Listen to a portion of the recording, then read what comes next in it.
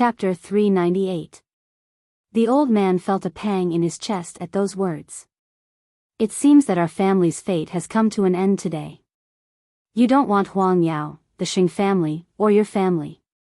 I can grant you all that, but don't you ever come begging me on your knees again. I would never let you return to the Xing family. You want to sever all ties with the Xing family, don't you? You would rather be the Xing family's powerless, poor son-in-law who idles about? I'll grant you your wish. Everyone here has seen that it was Xing Xiao who gave up everything he had today, disdaining to be a scion of the Xing family. I won't force him.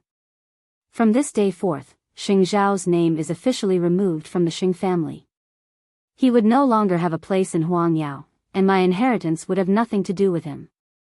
The Xing family should just assume that he is dead, and that would be neat and tidy. As for the person in charge of Huang Yao, I will now officially hand it over to my second grandson, Xing Kai, and have him get engaged to Miss Gu as soon as possible. Even if you don't care for it, someone else would. I hope that every guest here could bear witness that Xing Xiao has betrayed the Xing family today, and would be cursed and blacklisted by the Xing family for all eternity.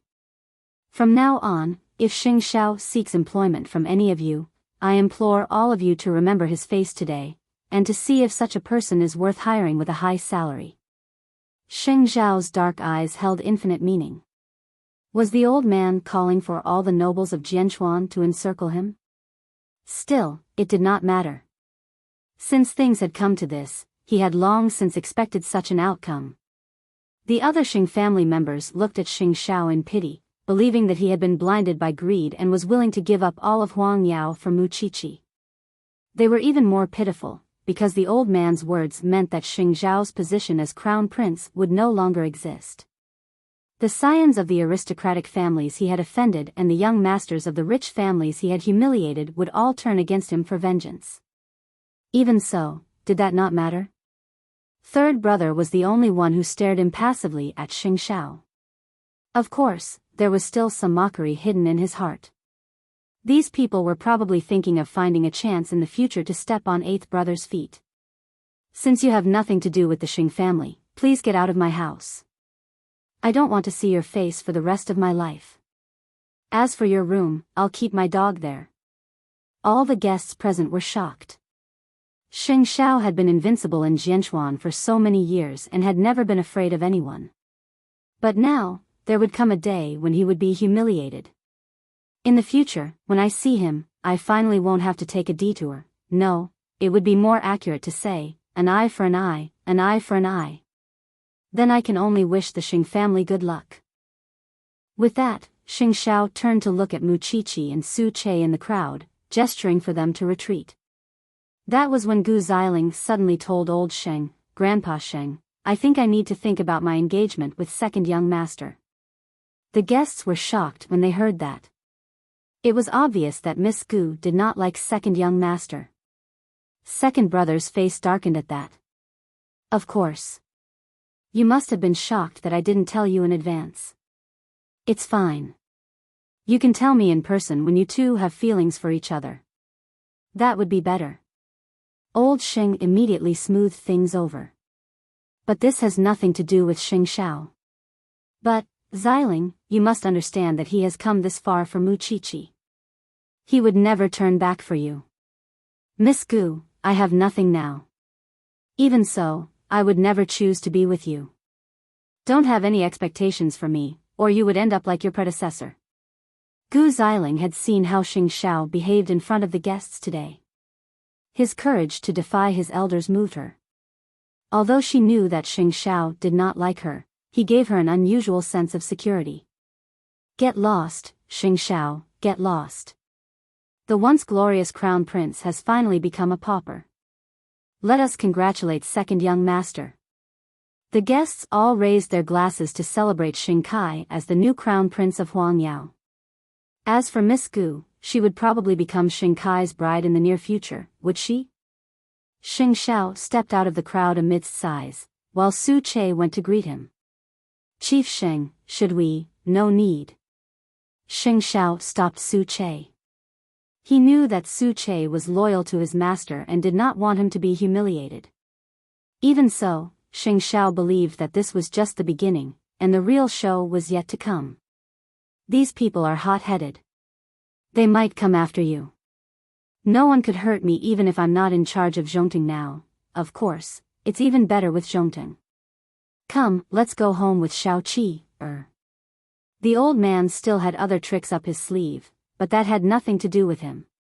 Either way, every major news outlet was talking about it. He had left Xing Xiao in such a high-profile manner so that the old man would have no way back. Soon, third brother led Mu Qiqi out of the Xing residence. Mu Qiqi threw herself into Xing Zhao's arms when she saw him. Why would you put up with all this for me? Xing Xiao smiled and pinched Mu Qiqi's chin. Don't flatter yourself. I'm doing it for myself. As you wish. From now on, you're a pauper that everyone in Jianchuan hates. Third brother rolled his eyes. Do you have to ruin your reputation like that? If I'm going to put an end to it, of course I have to be thorough. Are we still brothers? Eighth brother. If you're willing to come to me, I don't mind a glass of red wine. With that, Xing Xiao turned and led Mu Qiqi into a black car. Meanwhile, third brother couldn't help sighing as he watched them leave. Eighth brother was finally free, even if it came at a steep price. At the banquet, the guests appeared unusually excited. They finally had the chance to get back at him for all the bullying they had suffered over the years, but what they did not know was that they were about to see an even harsher and less merciful eighth master Sheng, the military entrepreneur who would make you regret it for the rest of your life the moment you offended him. Second brother, from now on, you and third brother would shoulder the heavy responsibility of building Huangyao. I won't compare you to eighth brother, because he's dead in my heart. Chapter 399. Grandfather, have you really let go of eighth brother? I only have hatred for him. With those words, the old man gestured at Gu Xiling with his chin and told Xing Kai, Miss Gu clearly can't accept you, but you are the only one in the Xing family who is worthy of her. Moreover, I've already said it, so the Gu family and I will soon arrange your marriage. I understand, grandfather. And what old Sheng was going to do next was to make sure that Xing Xiao would have no place in Jianchuan. He did not want a stain to live in this world, or rather, hang around in front of him. Xing Kai's gaze followed Gu Xiling. He was determined to have this woman, not just because she was beautiful, but also because she made him want to conquer her. But he did not know that the scales in Gu Xiling's heart were already tilting toward Xing Xiao. She might have been born to like men without power or influence. Xing Zhao's departure from the Xing family had spread like wildfire, and the entire city knew about it. Oddly, however, there was no news about Xing Xiao or the Shen family. Old Shen did not say whether the Shen family would accept him as a live-in son-in-law, and Xing Xiao did not seem to have returned to the Shen family either. Since he liked the Shen family style, he had bought another villa not far from the Shen's house in the same style as the Shen's. That way, Mu Qiqi would not feel unfamiliar even if she moved in right away. Since you like the Shen's house, can't you just stay there? Xing Zhao's gaze followed her face as he explained seductively, I can't do whatever I want to you whenever and wherever I want if I stay here. What about Jingting? We don't need anything that has anything to do with the Xing family. I'll arrange for someone to move our things out tomorrow. We already have several homes. Xing Xiao pulled Mu Qiqi and hugged her, telling her, this is the only place we'll have from now on. Mu Qiqi nodded. In truth, she did not really mind where they were staying, but this place was very close to the Shen family and she liked the good feng shui. That was why she gladly accepted Xing Zhao's arrangement. Wherever you are, I am. Who asked you to be my man? Xing Xiao enjoyed it very much and brought Mu Qiqi to the dining room. He had Su Che decorate the place because he wanted to celebrate his new life with his little one. It was rare for Mu Qiqi to wear a white lace dress. Her figure was voluptuous and full of temptation. He really could not tell that the little one had grown up to be able to seduce men. The two had a candlelit dinner. Xing Xiao even extended his hand and invited the little one to dance with him. Their bodies were soon pressed against each other, and Mu Qiqi was intoxicated by the pleasant atmosphere. I'm always worried when you abandon everything and come out of the Xing family. What are you afraid of? Xing Xiao asked. I'm afraid that you'll feel that I've treated you badly and regret it. Then, you'll have to love me even more, Halfway through the dance, Xing Xiao suddenly picked Mu Qiqi up and put her on the dining table before pinning her down. Mu Qiqi simply hooked her arms around his neck, and the two of them began a wild night at the dining table. The lively day was finally over, and the Xing family could finally sit down and enjoy a moment of peace. Once the old man calmed down, he began to think about Xing Xiao. Is Jingting one of the Xing family's properties? The old man asked. Xing Kai thought about it and answered Grandpa Sheng, its eldest aunt who bought it. I think I'll have to ask her, what right does she have to be your eldest aunt after giving birth to a traitor? I'll divorce your uncle as soon as possible. Everyone was stunned at the old man's words. Grandfather, this has nothing to do with eldest aunt, right? Third brother was caught between laughter and tears. She gave birth to our son, and it's her fault for not teaching him well. It's perfectly justifiable for me to kick her out. Second brother and third brother shared a look, feeling that the old man's attitude was a little extreme. Second brother, go and find out who owns Jingting, and if it was bought with the Xing family's money. If it is, I'll take it back myself. Was the old man trying to kill them all? Grandfather, you've seen how much eldest aunt has contributed to the Xing family over the years. Moreover, it's never a good thing to break up a family for no reason. I have the final say in this family. The old man was very stubborn. Do as I say. By the way, keep a dog in Xing Zhao's room. A loyal dog. In that very moment, no one could argue with the old man. He probably hated Xing Xiao too much. Hence, Xing Kai could only obey and call Mama Sheng, who was overseas. Still, he could not bear the thought of the old man chasing eldest aunt away. Even so, Xing Xiao had made a huge mess, and no one could clean up the mess now. What is it, Xing Kai? Eldest aunt, well, I want to know if the property in Jingting is under your name, or eighth brother's. What? Mama Sheng asked sarcastically. My son has left the Xing family, and now my assets are being liquidated? Eldest aunt, grandfather, might really be hurt. When has he not hurt our hearts? Mama Sheng answered second brother after she was done mocking him. I'm paying for this gift for my son and daughter-in-law. It has nothing to do with the Xing family. It's from my dowry. Second brother told the old man truthfully, but the old man had the same look on his face after he heard it. Her assets? How could she buy Jingting with what she brought from her maiden home? And even if she bought it with her own money, does her money not come from the Xing family? The son is really as shameless as the mother. I'll bring some men with me tomorrow to take back Jingting. I wouldn't let those traitors have it even if I have to give it to beggars. Second brother said nothing. Perhaps it was a good thing to let his grandfather vent a little. That was why he did not try to dissuade the old man. Even if the old man did not take it back, Xing Xiao had no intention of staying at Jingting. If he wanted to cut ties with the Xing family cleanly, there must not be anything related to the Xing family. Even so, he could not let old Xing take Jingting away for nothing. It was his mother's. Did the old man want it? Not a chance. Next morning, Mama Sheng called Xing Xiao and asked him personally, are you still staying at Jingting? What is it? I heard that the old man is going to visit personally today to take back Jingting. I've already had my lawyer handle it, and you should keep it in mind. Mom, I'm sorry for troubling you. Chapter 400. He even wants me to divorce your father. Mama Xing laughed. But you don't have to worry about it. I'll take care of Mom and Dad. Mom, just bear with it for a while. You'll have more glory than the Xing family in the future. Of course I know that. I never doubted my son's ability. Mu Qiqi was sitting on the bed, feeling helpless and guilty when she heard their conversation. Just because you left the Xing family, I'm being chased out of the Xing family? The old man really knows how to vent his anger on others. Still, I'm not surprised.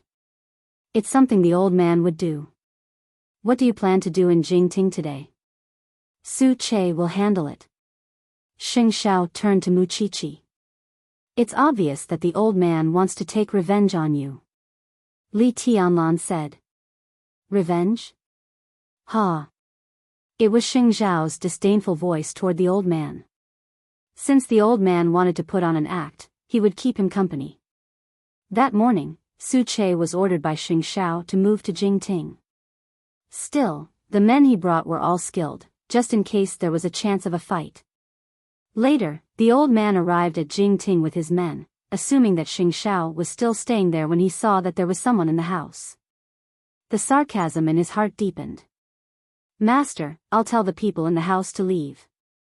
The butler did not want a direct confrontation between the old man and Xing Xiao, and so took the task on his own. Leaning on his walking stick, the old man stood ramrod straight in Jingting's garden. Tell the people in the house to leave with dignity if they're leaving. Don't claim to leave the Xing family while hogging their belongings. All right. The old butler entered Jingting's house, but found that there were only a few workers packing Xing Xiao and Muqiqi's belongings. The old butler breathed a sigh of relief and asked, "Who's in charge?" Su Che put down the things in his hand and approached him. "I am, old man." "What's the matter?" "I'm the butler of the Xing family. We're here to take back Jingting." Su Che looked at the old butler for a moment, then said, "I'm sorry, old man. We are only responsible for taking care of the former owner's things. As for who can take them back, that is not up to us. Therefore, we will return the keys and other items to the owner of the property." After hearing that, the old butler returned to Grandpa Xing's side and told him, "Master, 8th. I mean, Xing Xiao is not inside. There are only some workers packing his things. Take your men inside and keep an eye on them. Don't let anyone take anything that belongs to the Xing family. Xing Xiao has nothing now. Who knows, he might steal it." The old butler was astonished when he heard those words. He had never expected the old man to say something like that. Such humiliating words. "Go ahead. Whatever they packed, open it and check." "This doesn't seem to be a good idea." "I'm telling you to go, so go." These workers did not do anything wrong. Why should he vent his anger on them? Moreover, what good would it do for the old master to humiliate these people? Be that as it may, the old butler led his men into the living room and told Su Che and the others, "Sorry to trouble you, but we would like to open the bags for inspection." In truth, Su Che knew very well why Grandpa Sheng was here, and so smiled. "What? Afraid that we'll take Jingting's things? We're just taking precautions. I hope you understand. It's fine if you want to inspect it, but please show us the proof of ownership. I heard that this house doesn't belong to the Xing family. If that's the case, you have no right to question our actions if you can't show us the proof."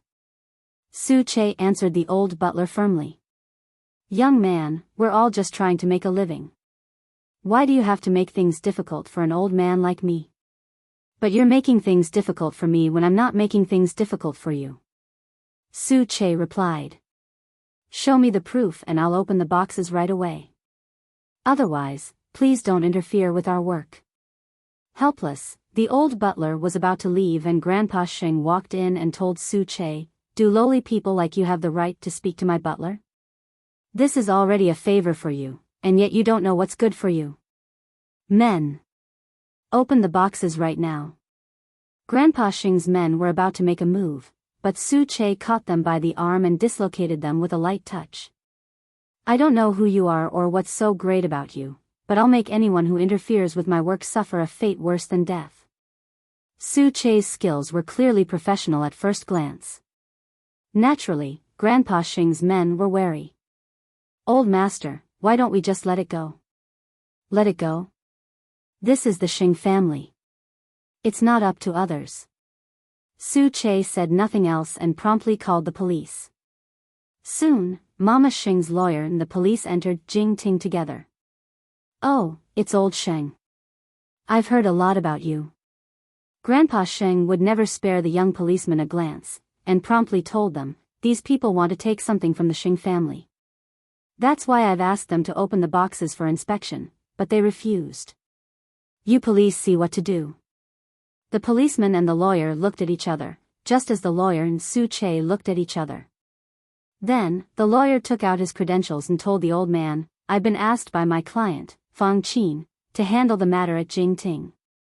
I'm sorry, old Sheng, but I have the proof of ownership, investment, and every source of funds to buy this house. This definitely has nothing to do with the Sheng family, which is why there is no reason for you to come here today." The old man sneered at that. How could Fang Qin get so much money from her maiden family? Doesn't that money belong to the Sheng family too? The law only recognizes words in black and white. The lawyer emphasized. "You may be my client's father-in-law, but I still have to tell you that this house has nothing to do with you. If you insist on pestering me, then I won't be polite either." "Humph. Why would you dare to offend me if you know who I am?" Since Grandpa Sheng couldn't take it by force, he began to act shamelessly, pressuring the lawyer with his status. "I don't care who you are. Even the president is equal before the law." The lawyer replied stubbornly. "By the way, Mr. Su, my client has said that you can take whatever you like from the house." "That's not necessary. My client has also said that even if this house has nothing to do with the Sheng family, he would be disgusted if the Sheng family set their eyes on it. That's why he doesn't need a single needle or thread inside." Chapter 401. The old man was furious, but there was nothing he could do. Now, he finally understood why Xing Xiao had so many rebellious thoughts. It was all because of his mother. That woman must be chased out of the Sheng family as soon as possible. Old Master Sheng had personally made a trip to Jingting, but returned empty-handed. He was being unreasonable in the first place, because he stubbornly believed that the money Mama Xing spent after marrying into the Sheng family was rightfully the Sheng family's money. And since it was the Sheng family's money, he certainly would not let those ingrates benefit from it. Everyone in the Sheng family could sense that the old man's temperament had changed after being provoked yesterday. It was as if he would take a bite out of Xing Xiao wherever he went. Afraid that the old man's body could not take it, second brother told the old man, "Grandfather, eighth brother has nothing now. I've spoken to our business partners, and they would not be polite or merciful if they see Xing Xiao. Why bother with him yourself? I don't want to let the ingrate's matter rest just like that. He must pay the price for betraying the Xing family. Grandfather, you don't have to say anything else. Just do your job. The Gu family would come for dinner tonight to discuss your marriage with Xiling." However, judging from Gu Xiling's expression, it was obvious that she was unwilling. "Grandfather. Miss Gu doesn't seem that willing. I've already said what I've said. It's not up to her whether she wants to or not." The old man became even more forceful. "I've already spoken to the Gu family. She would definitely marry into the Xing family, and you are the best candidate." Second brother said nothing, but he knew very well that Gu Xiling had no feelings for him. "Make things difficult for Xing Xiao when you see him in the future." Xing Kai nodded to appease the old man. "Don't worry, grandfather. I won't let eighth brother off." Satisfied, the old man returned to his study and called his son.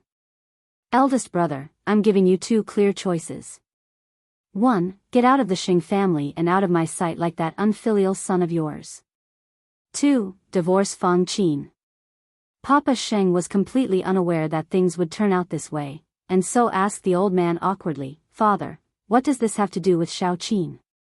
She is my wife. How could you instigate a divorce between us? Then do you want to choose the first option?" "Dad, I'll give you 3 days. Give me a reply once you've thought it through." Old Xing gave his final ultimatum, as if he was not giving Papa Xing any chance of survival. Mama Xing heard their conversation and smiled. "You don't have to feel troubled.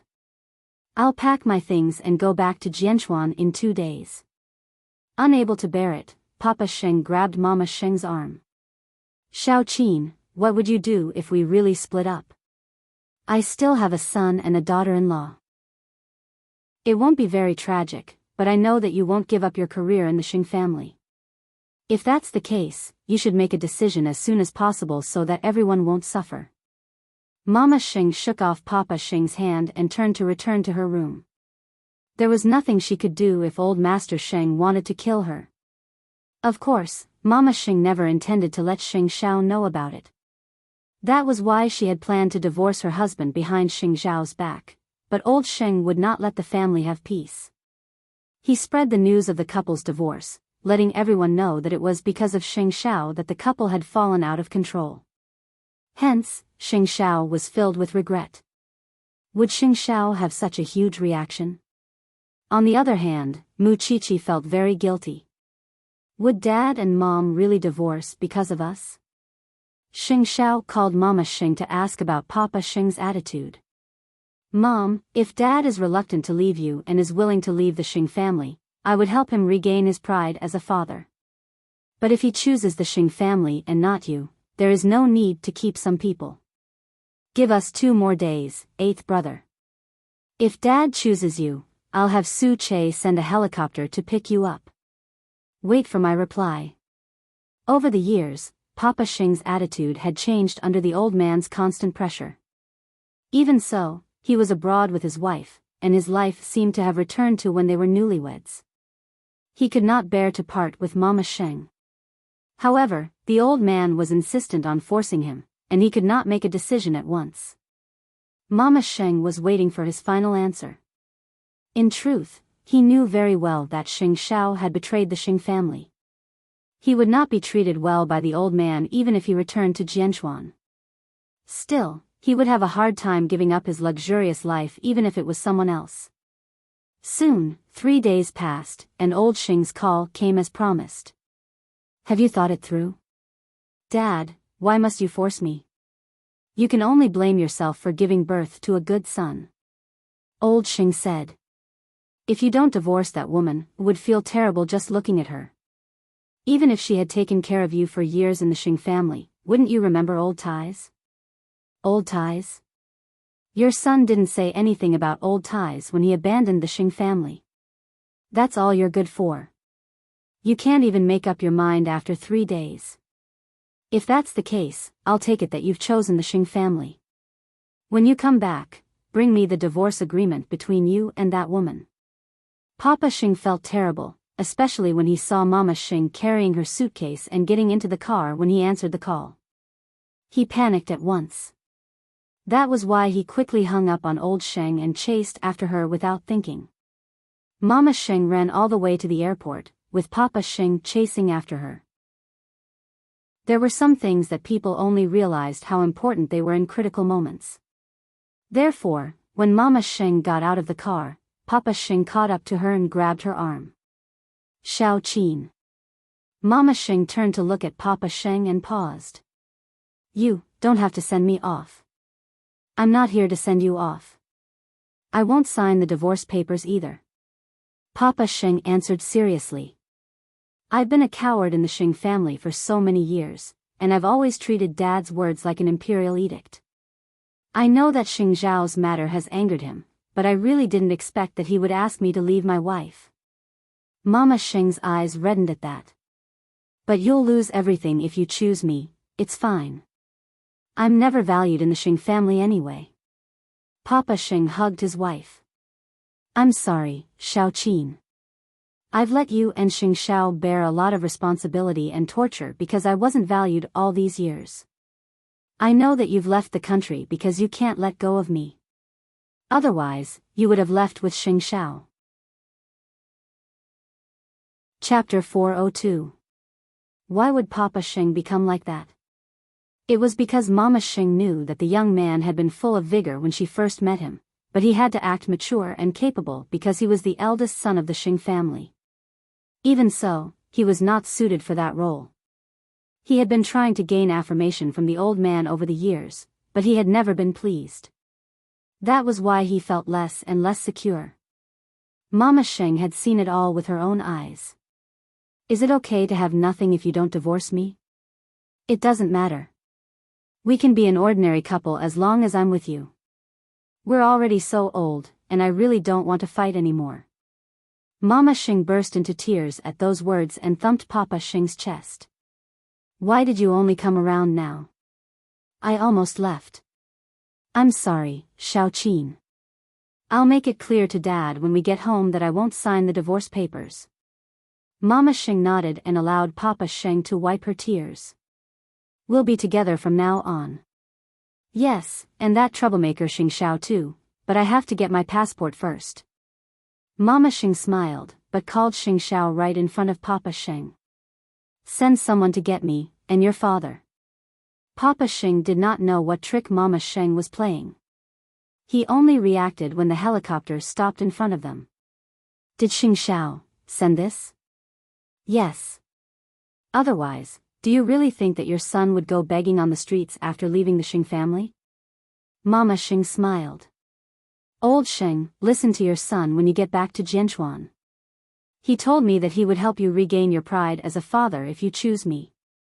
There was a flash of surprise in Papa Xing's eyes. Xing Xiao should be in a bad situation in Jianchuan right now.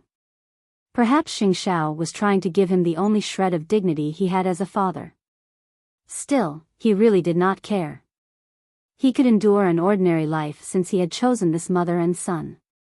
Be that as it may, he was left stunned when he arrived at Jianchuan and found Xing Xiao leading a group of his subordinates. Son. Mama Xing promptly lunged at him. Papa Xing did a double take, and only reacted after a long time. Eighth brother, what's going on? Get in the car. You'll understand in a while.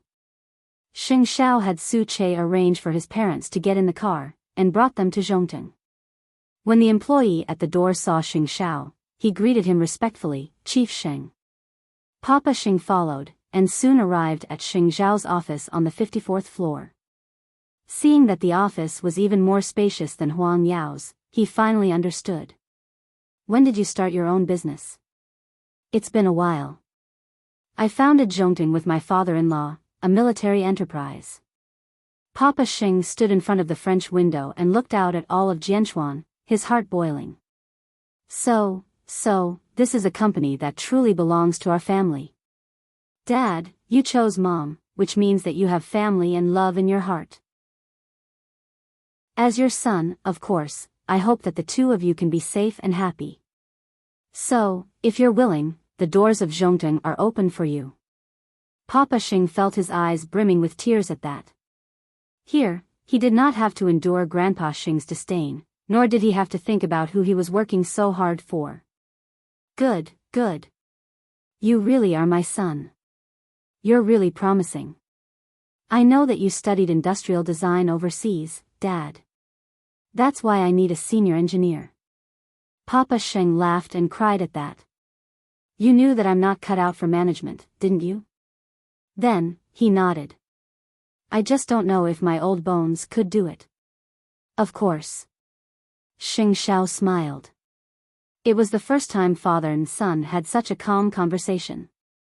Of course, Papa Xing could feel that Xing Xiao had clearly matured.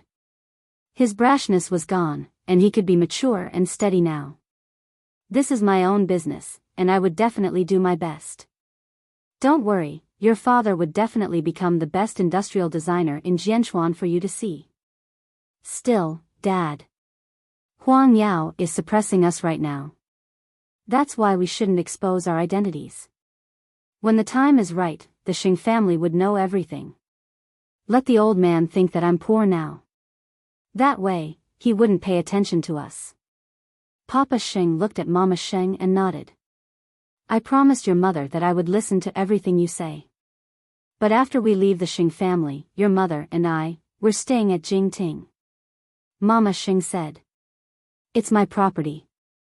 No one has the right to say anything. Then let's have a good lunch. I'll bring you to the Xing family at night to make things clear with the old man. Where's Xiaoqi? Mama Xing couldn't help asking, missing her fiancé dearly. She's at the forensics lab. She'll meet you tonight. Xing Xiao replied. Meanwhile, Papa Sheng was touring around Zhongtong, because he really couldn't believe that he could find his true place in his old age. There's going to be a good show at the Sheng family in the afternoon. Mama Sheng rarely saw her husband like that. Her eyes were twinkling just like when he was young, but she was still worried that her husband would be hurt when they returned home. Of course, the old man is a brave warrior. Your father used to hate him too, but it's because I've seen him like this that I'm never willing to give up on him. Sheng Xiao put his arm over his mother's shoulder as a silent consolation. You're the only one who can protect me tonight. Do you even need to ask? Old Sheng was very certain that his eldest son would definitely choose the Sheng family. But why? Because he had been a wimp all his life. He couldn't give up on his wealth and glory in his middle age. To him, women were not worthy of respect. He could just find another wife if he lost his wife. What's more, a disobedient one. That was why old Sheng never imagined that his eldest son would say no to him one day. After waiting for a day and a night, the old man finally got to see his eldest son. But, why was Mama Sheng still with him? The old man looked rather displeased. Didn't I only ask you to bring the divorce papers? You don't have to divorce this woman in front of me. Papa Sheng turned and glanced at Mama Sheng, before telling the old man, Father, I'm not getting a divorce.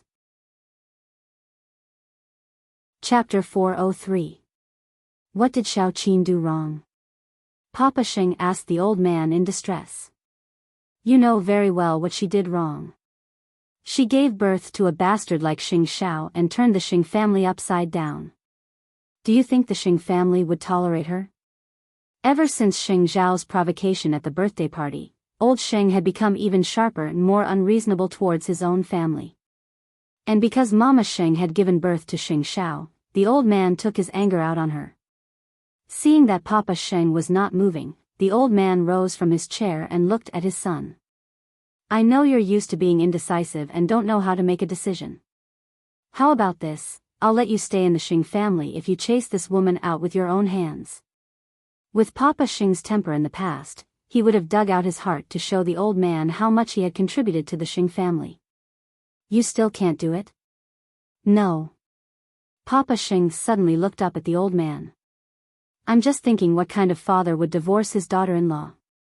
I'm thinking what kind of father would humiliate his daughter-in-law like that and treat everyone as if they were not human. I'm thinking, what kind of father would force his own child to this extent? Are you even human? Papa Sheng suddenly asked old Sheng loudly. I've had enough of you over the years. How much longer do you think you can do whatever you want? Do you really think you're an emperor? The old man suddenly laughed at Papa Sheng's words. What? Are you going to learn from your son and betray the Sheng family? Isn't it normal for a father like you to be betrayed? Papa Sheng encouraged himself inwardly and became strong. Do you still want my inheritance? Do you still want your place in the Sheng family? If you still want to, then kneel down and apologize. At that, Mama Sheng was about to step forward and argue with Grandpa Sheng when Papa Sheng stopped her. I'm sorry, but I really don't want it. What did you say? I said I don't want anything in the Sheng family, but I'm never divorcing Xiao Qin. Papa Sheng said firmly. I hope that when you play with people's hearts, you will think about whether you will have a good end. Xiao Qin, let's go. With that, they were about to leave the house. But Grandpa Sheng was puzzled. Boss, did you take the wrong medicine? I can understand that. But you? After being a coward for so many years, who are you trying to show your strength to? It's not that I'm strong, it's that you'll lose more and more family members. Just wait and see. Eldest brother, you have to know that once you walk out of this door, you will be just like your unfilial son. You will never get anything from the Sheng family. In the past, I saw Huang Yao as more important than my life. I thought that as long as I worked hard, you would be able to see my existence. But now, I don't care about any of that. That's why the Sheng family and Huang Yao are nothing to me. You can just guard your Huang Yao and die alone. This time, Papa Sheng did not turn around. He wasn't as weak as before. Instead, he directly shed all pretense of cordiality with the old master. He wasn't afraid of anything. This time, Mama Xing didn't even have time to speak. Grandpa Xing watched them leave with a complicated look in his eyes. Even eldest brother, who had always been the most obedient, was bewitched by others and left his side. Get lost. I'll make you all regret betraying me sooner or later. Soon, the other members of the Xing family learned about Papa Xing bringing Mama Xing home and causing a ruckus at the Xing residence. Third brother and his brothers felt a lot at that.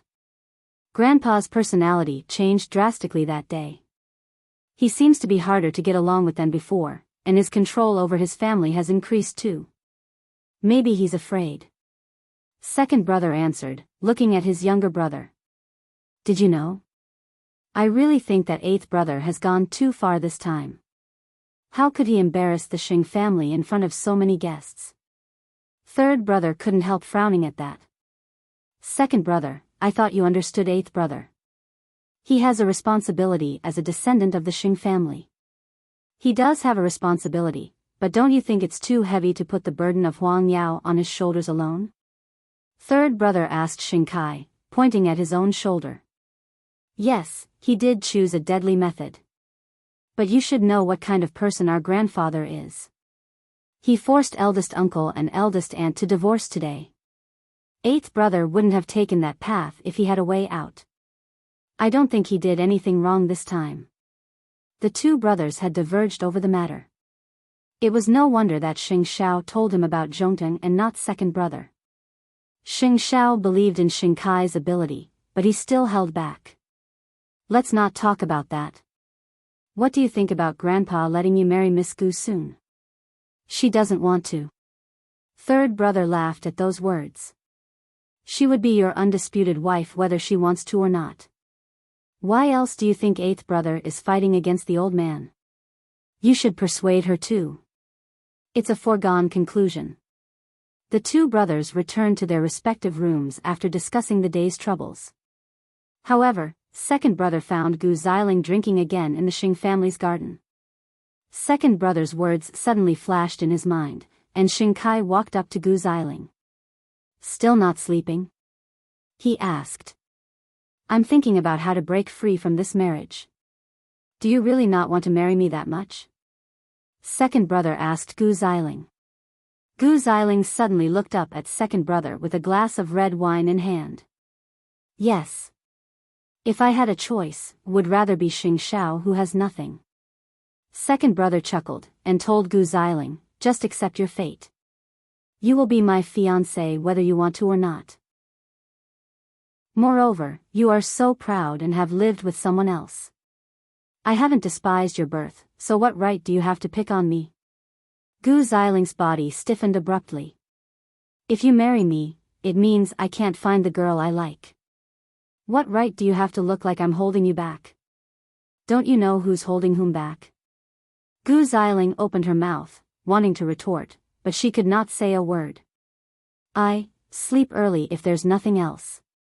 Instead of thinking about unrealistic things, it's better to be prepared to marry into the Xing family. Moreover, even if you would rather choose Xing Xiao who has nothing, he would rather have nothing than to have you. Chapter 404. A woman like Gu Xiling indeed came from a wealthy family. Her behavior and demeanor were like that of a young lady from a wealthy family. However, she also had the arrogance of a wealthy socialite. Hurt, she felt that the world had wronged her, that everyone should give in to her, and that it was only natural for everyone to be nice to her. At first, Xing Kai would accommodate her, but as time went by and he understood her inner world, Xing Kai realized that it was no wonder that Xing Xiao would risk his life to leave the Xing family. After all, Gu Xiling was a galaxy away from Muqiqi. And yet, he had no choice but to marry such a woman. After all, he did not have the courage to betray the Xing family and the old man. Gu Xiling had never seen Xing Kai lose his temper, and she probably felt that she was innocent. Women always like to choose the strongest man. She did not think that she was wrong. In her eyes, Xing Kai seemed to be angry out of humiliation. That night, the atmosphere in the Xing family was solemn. Everyone was trembling in fear even as they ate, afraid that they would infuriate the old man if they were careless and be chased out of the house just like that. There was no consideration for family. Even so, there was warmth like never before in the Xing family at Empire Hotel. Mama Xing quickly went to hug Mu Qiqi when she saw her, but Mu Qiqi gently pushed her away. "Mommy, don't hug me. I smell." Mama Xing smiled, unconcerned. "Why can't I if my son can stand it? I've been helping out at the forensics lab in the first few days of school and couldn't report back. It would be better when I get back to school." Mu Qiqi explained. "Since you've chosen this path, Mommy would definitely support you." Papa Xing suddenly felt a little ashamed when he saw how close his wife was with Mu Qiqi. "Qiqi, it's all my fault for mistreating you in the past. Don't take it to heart, and I'll treat you like my own daughter from now on." Mu Qiqi smiled and glanced at Xing Xiao, before answering Papa Xing, "I'm already very grateful that you've come back and not let Xiao Xiao lose his family. Let bygones be bygones, and we should look forward as a family." "You're right, Qiqi," Mama Xing said, looking bashfully into Papa Xing's eyes. "It's been so many years, but this is the first time I've seen your father scolding that old man. I would have forgotten that he has a temper if he wasn't like that. I wouldn't have known how vast the skies are if I didn't come out." Papa Xing sighed, before asking Xing Xiao, "When do I need to start working?" "As soon as possible, but your mood, as long as I work, I can forget those unhappy things in the past." "Don't worry," Papa Xing replied. "Let me prove my worth. One day, I'll tell that old man that I could make a name for myself even without the Xing family." Mama Xing smiled from the bottom of her after finally seeing her old self.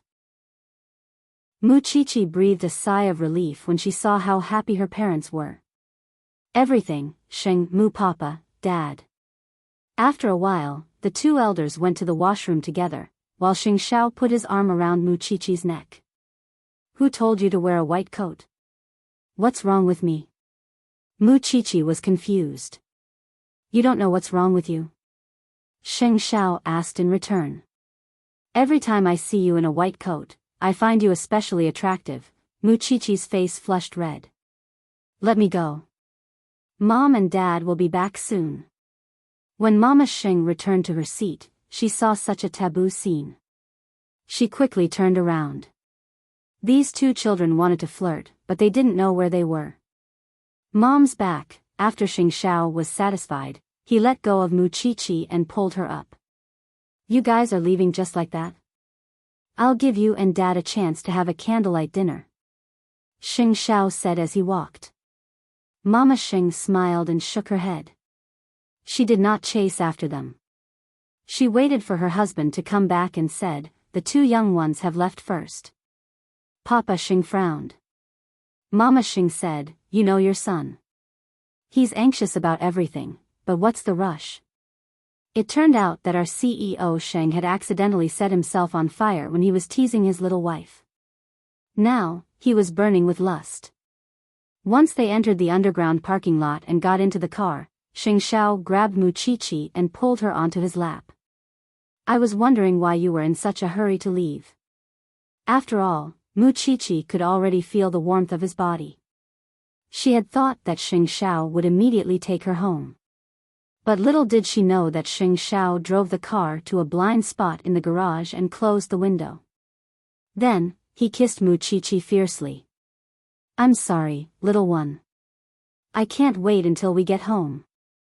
The underground parking lot was the hotel's parking lot, and there would be people coming and going from it from time to time. Mu Qiqi was very nervous, afraid that she would make a sound and attract attention. Xing Xiao knew that she was shy, and so stimulated the little one even more, deliberately driving her crazy. Her shirt was pushed up to her neck, and her whole body was pressed against the steering wheel. There's someone." There was no need to mention how exciting that position was. Mu Qiqi almost went crazy. In the corner, the two were entangled in extreme pleasure, and it was only after 2 hours that Mu Qiqi weakly fell into Xing Xiao's arms. Even so, the scent of their pleasure lingered in the car. Xiao Xiao, I can't. I'm so tired. Smiling, Xing Xiao fastened the seatbelt for her and quickly led her home. By the time they reached home, Muchichi had already fallen asleep. But subconsciously, she knew who was hugging her. So, she smiled sweetly at the person who was hugging her. Xing Xiao's heart melted at the sight. What are you smiling about? Silly thing. It's good that you didn't lose your parents. Xing Xiao abruptly stopped in his tracks at those words. In this world, only that idiot would wholeheartedly think for him and do everything for him. Now that everyone he cared about had left the Xing family, it meant that no one could stop Zhongting's development from now on. Even so, he did not know that his wish to fulfill second brother's wish was precisely planting a seed of disaster in second brother's heart. Chapter 405. Perhaps because she was humiliated by Xing Kai last night, Gu Xiling returned to the Gu family in the middle of the night, only to be sent back again the next morning. According to family caretakers, she was now the Xing family's arranged daughter-in-law. In fact, she was just a prearranged commodity. Xiling, don't be stubborn while old Master Sheng is still taking care of you. Although second young master is not as good as the crown prince, he is the real leader of the Xing family. If you don't marry him, who else can you marry? Mama Gu's advice to Gu Xiling when she sent her back to the Xing family. You have no choice. I'll listen to you, Mom. Gu Xiling closed her eyes, pretending that it was all a dream. Xiling, you have so many secrets. Don't let the Xing family find out. When old Xing learned that Gu Xiling had sneaked home, he asked her, is Grandpa Sheng not good enough for you? It's not like that, Grandpa Sheng. Mommy wasn't feeling well last night and called me. That's why I rushed back and didn't tell you.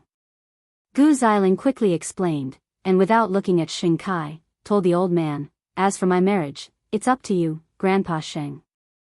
Old Sheng was certainly relieved at that. Don't worry.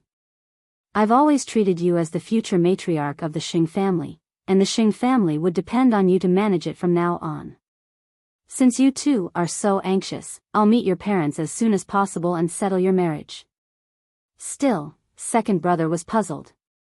Could it be because of what he said last night? Even so, he did not give Gu Xiling any face at the time. Why was she still willing? Gu Xiling did not look at Xing Kai's expression. Either way, whether she gave Xing Kai a face or not would not change their marriage.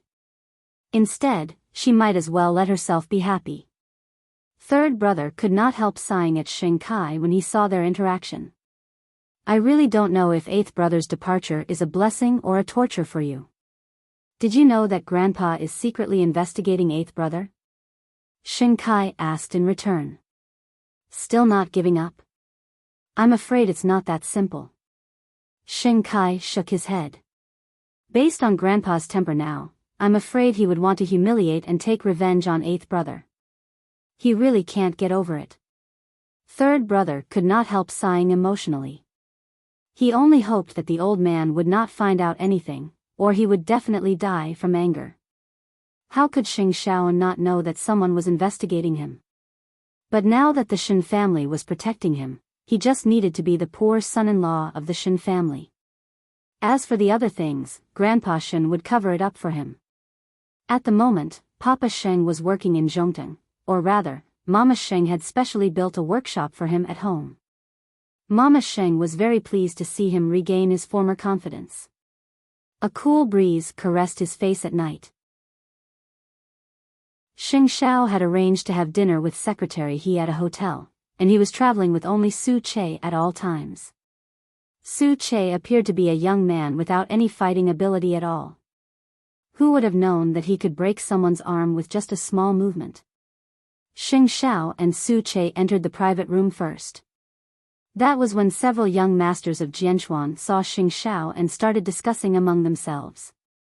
Is that the crown prince of Huangyao who just entered? What crown prince? Are you still treating him like a dish now? The crown prince has been replaced long ago. I haven't forgotten that he once hung me on the mountain behind my house and I almost died. The three young masters of Jianchuan looked at each other and hit it off.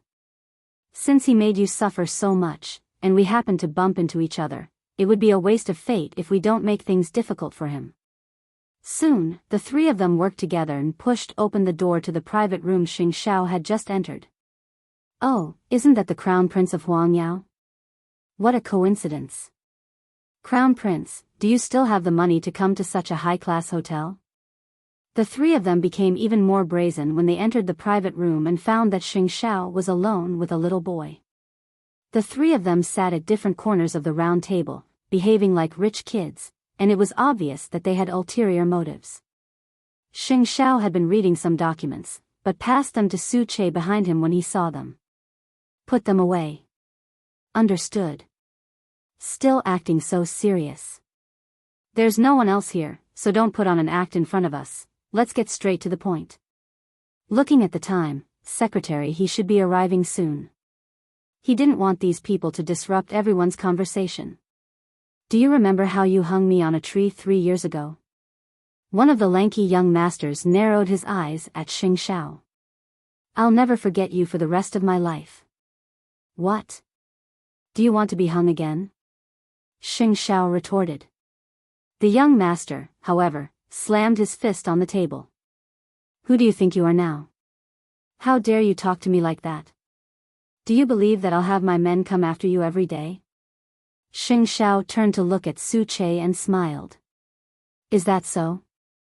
I'm a little scared. How about this?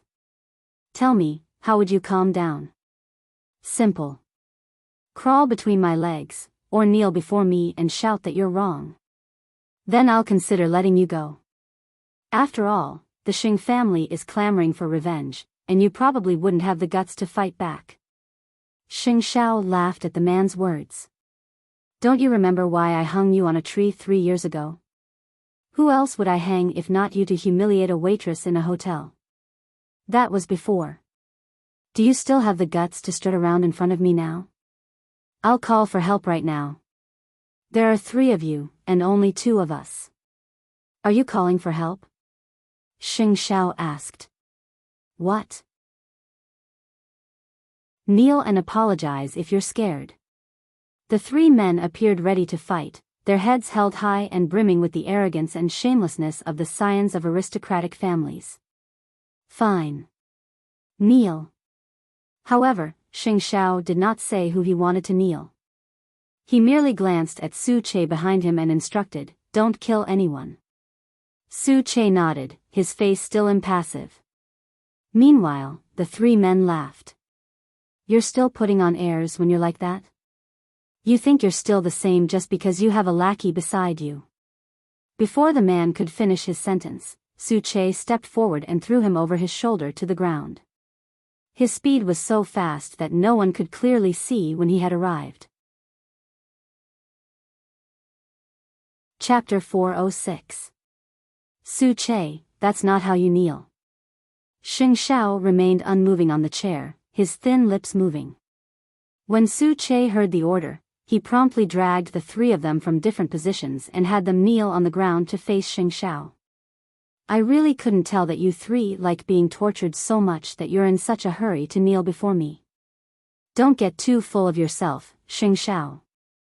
Offend me again, and I'll make sure your whole family has no peace. Xing Xiao shot him a sharp glare, and Su Che's palm landed precisely on the other man's face. I really couldn't tell that you would have the guts to cause trouble for the Shen family. Sure, I have no power or influence now. Why don't you try? You don't think I wouldn't dare. Xing Xiao could not be bothered to say anything, and leaned back. Su Che, you handle this. The other man did a double take. Su Che's skills were no joke. Let us go, you bastard. Wait until we call for help if you dare. Xing Xiao couldn't help laughing at that. That was when secretary he entered the private room with his men.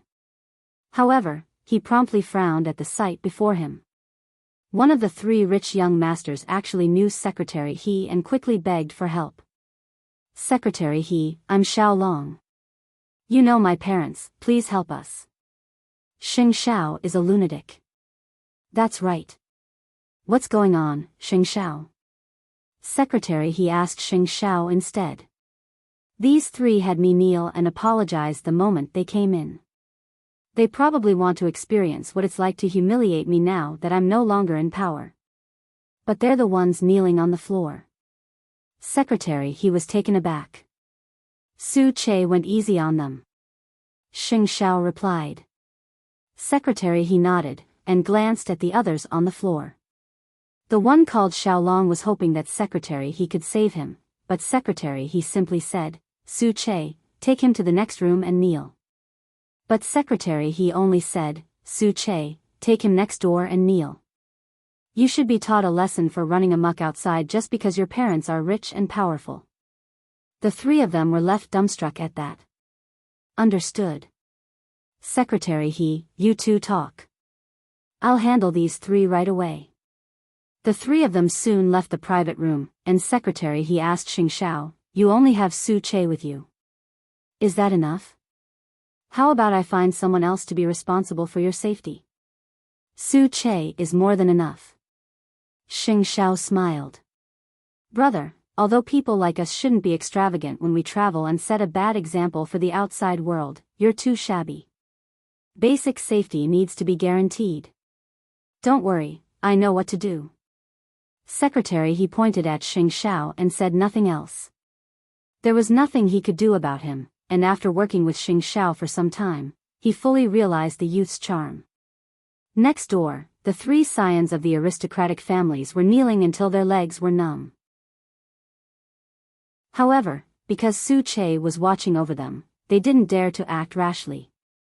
They could only cover their heads and whisper to each other.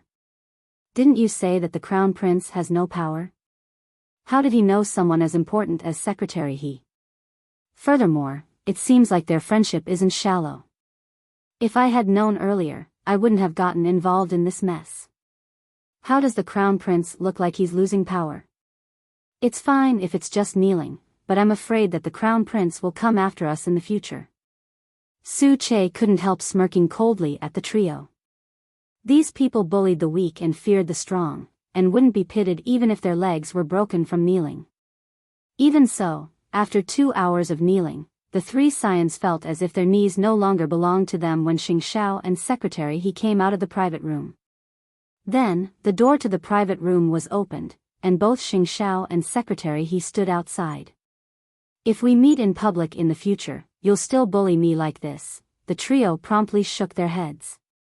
We won't do it again. What's there to be afraid of? Aren't you going to make my family suffer? Xing Xiao smirked and tidied his sleeves. Tell everyone you meet when you go out that you've beaten me black and blue and humiliated me. Well, are you serious, Crown Prince? There can't be a fourth person other than you three who knows about my meeting with Secretary he today, or else, we understand. We know what to do. Brother, do you want me to warn their parents about this? Secretary he couldn't help but threaten the three of them. That won't be necessary. I believe that they know what it means to be obedient. With that, Xing Xiao gestured for Su Che to stop restraining them. Su Che released them and walked out of the private room, following behind Xing Xiao as they saw Secretary he off. Even so, the trio who were kneeling in the private room shuddered at the thought of it. It's lucky that we didn't get into trouble. The Crown Prince is still the Crown Prince after all. How is this losing power? If he could be brothers with Secretary he's definitely not someone those businessmen could compare to. But isn't it an indisputable fact that he's from the Xing family? It's not something we young masters can guess what those people are thinking. What did the Crown Prince tell us just now? To tell everyone we meet that we've humiliated him, is that what he meant? The trio looked at each other, and eventually nodded in unison. He must be trying to pull the wool over our eyes. If that's the case, well, let's go out and brag. Shuddering, the trio rose to their feet and helped each other out of the hotel. They had intended to teach Xing Xiao a lesson, but they did not expect to be KO'd by him again. After seeing off Secretary Su Che watched as the trio left the hotel and asked Xing Xiao, should I go again? No need. Keep a low profile. With that, Xing Xiao had Su Che drive. Let's go home. Su Che watched as the trio left, and walked around the front of the car to get into the driver's seat.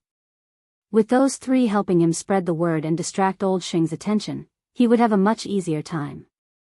And just as he expected, the next morning, the news of Xing Xiao being humiliated by the three rich kids spread throughout Jianchuan. He was forced to drink and apologize. Naturally, none of them had the guts to ask Xing Xiao to kneel or crawl under him. That way, the people of Jianchuan truly realized that Xing Xiao was no longer a member of the Xing family. He was now someone anyone could step on. Mu Qiqi looked at the man who was having breakfast in confusion when she read the news. Were you bullied last night? Do you believe it? Xing Xiao asked without looking up.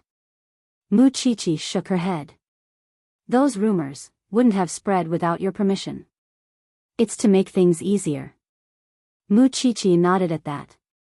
Like I said, who could touch a finger of yours? Su Che crippled him first. Do you believe in your husband or Su Che? Mu Qiqi looked at him. Was he jealous of Su Che too? I believe in Su Che's skills. Looks like I'll have to work harder to prove my abilities tonight. Xing Xiao answered without blushing or skipping a beat. Mu Qiqi was at a loss for words. Chapter 407. He has his own responsibilities now, and is no longer my assistant. Xing Xiao answered meaningfully. The old man was actually in a good mood when he heard that Xing Xiao was being bullied. It was enough to prove that you are nothing after you left the Xing family. You are nothing. Who can you blame for being humiliated instead of being the crown prince? And that good-for-nothing son of his had left the Xing family and was now living with Fang Qin in Jingting. Old Xing's temper flared at the thought of Jingting. That bitch had clearly used the Xing family's assets to buy it, but she would not admit it now. It was fine, since he could not take Jingting back anyway. It was better for no one to think about it.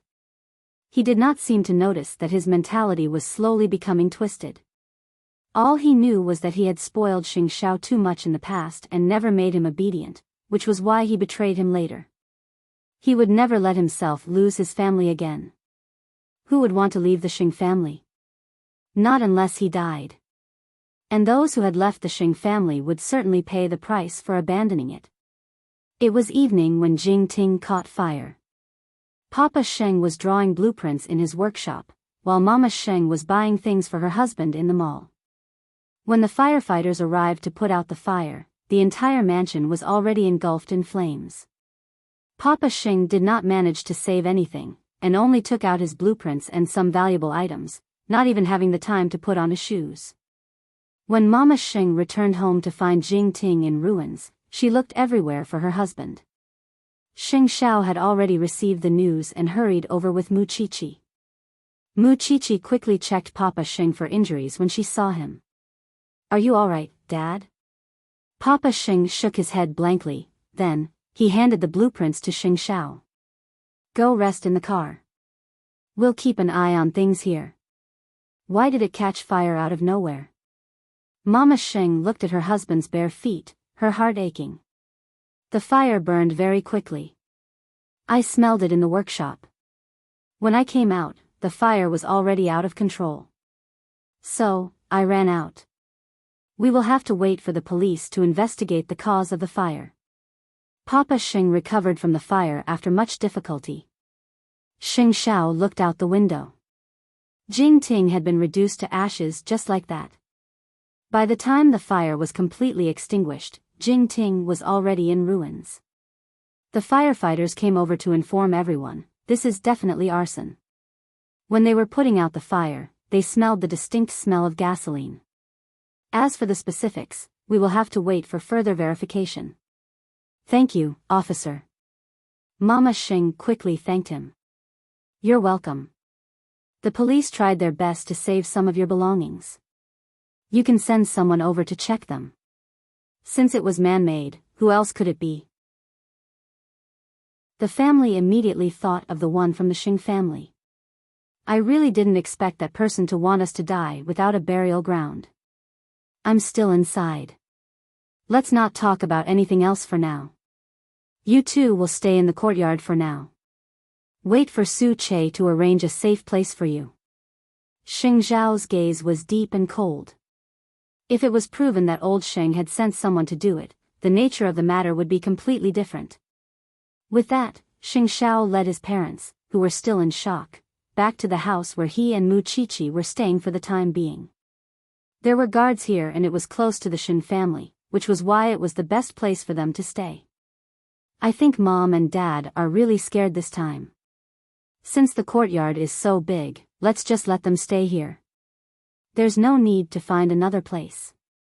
Mu Qiqi said to Xing Zhao when she returned to her room after helping her parents settle down. Xing Zhao said nothing as he sat on the sofa, his eyes as sharp as an eagle's. Mu Qiqi could feel his anger. If Grandpa Sheng was really the one who did it, then he must be out of his mind. It was not that he couldn't set Jingting on fire, but he had to at least make sure that there was no one inside. Was he planning to kill his son and daughter-in-law by choosing to do it in the evening with everyone inside? What do you plan to do, Xiao Xiao?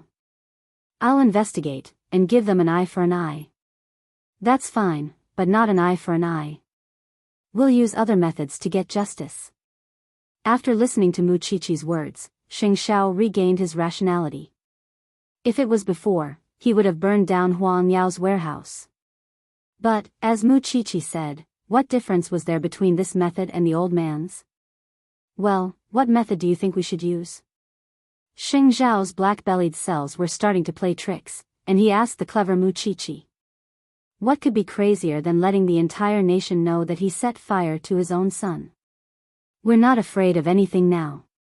Instead of burning his warehouse, it's better to burn his heart.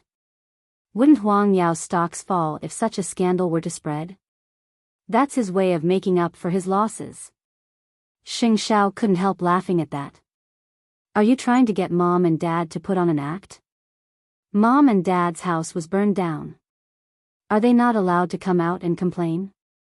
Xing Zhao pinched Mu Qiqi's nose at that. You're a black-bellied one too. I learned it all from you, you taught me personally, and a strict teacher produces a good student. With those words, Mu Qiqi got up from Xing Zhao's side, wanting to see if her parents needed anything else. Meanwhile, Xing Zhao gave Su Che a call.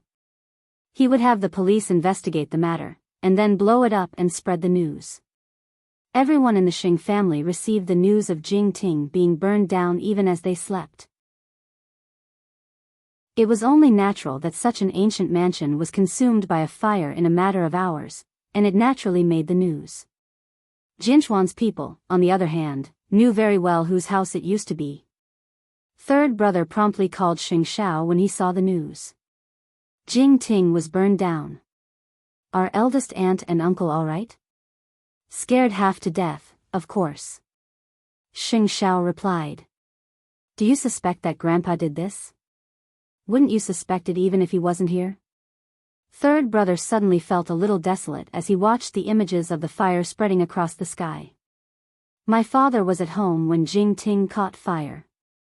In other words, grandfather doesn't just want to burn Jingting down, but also kill people? Don't overflow with righteousness and fight for justice, or you'll be the next victim. Xing Zhao warned. What do I have to be afraid of? After mocking him, third brother hung up and strode towards the old man's study. Even so, the old man was practicing calligraphy at the moment. Do you find it hard to calm yourself, grandfather? It's easy to sleep when one is old. Then you must have heard about the fire at Jingting, right? What does a fire have to do with us? The old man appeared unusually calm, his emotions unaffected. Chapter 408. That's because he's unlucky. Is that so? You're not going to sleep well if you keep this up, grandfather. Insolence. The old man put down his brush and flared up.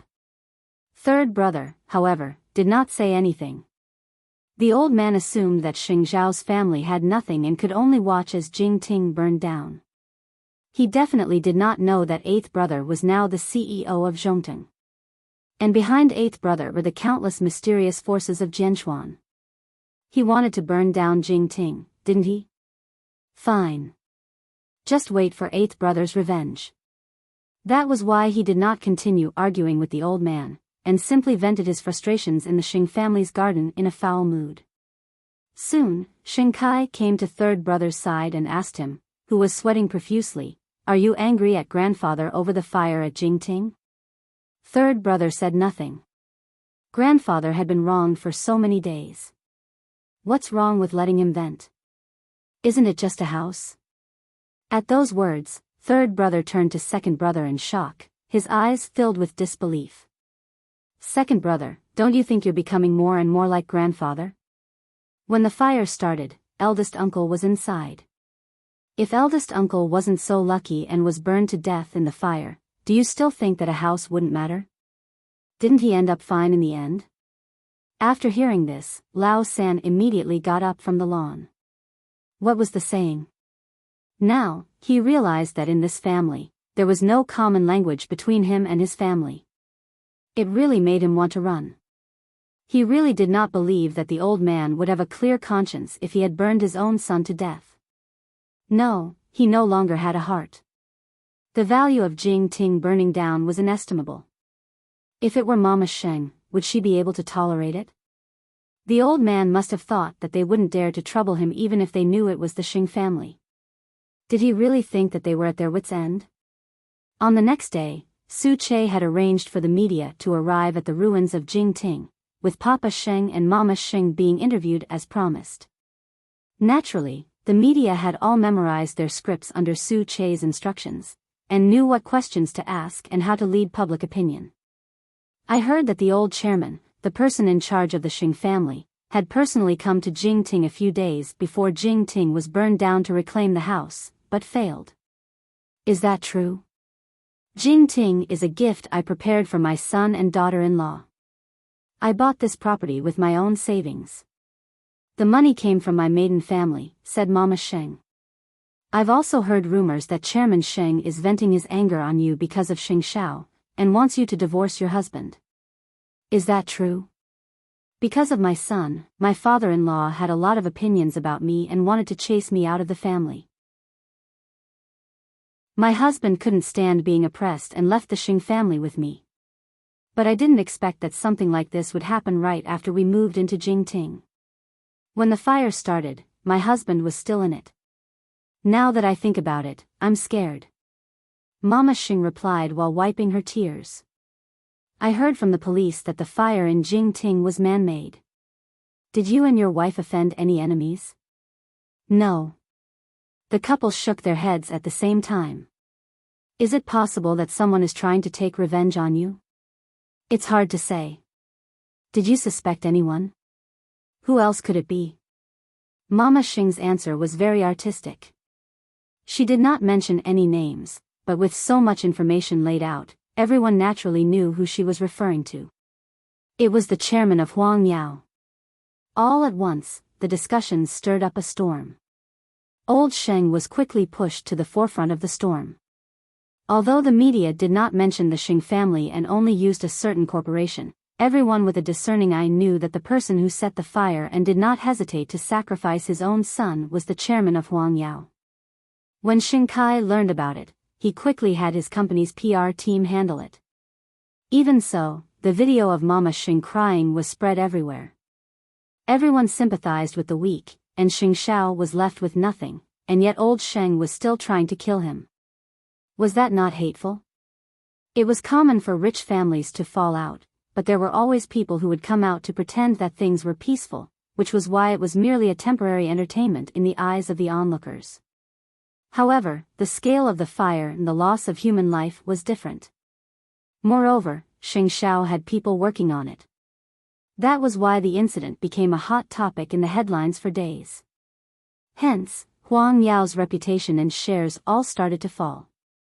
Who told you, old man, that powerless people can't retaliate? In just a few days, Huang Yao's market value has dropped by billions.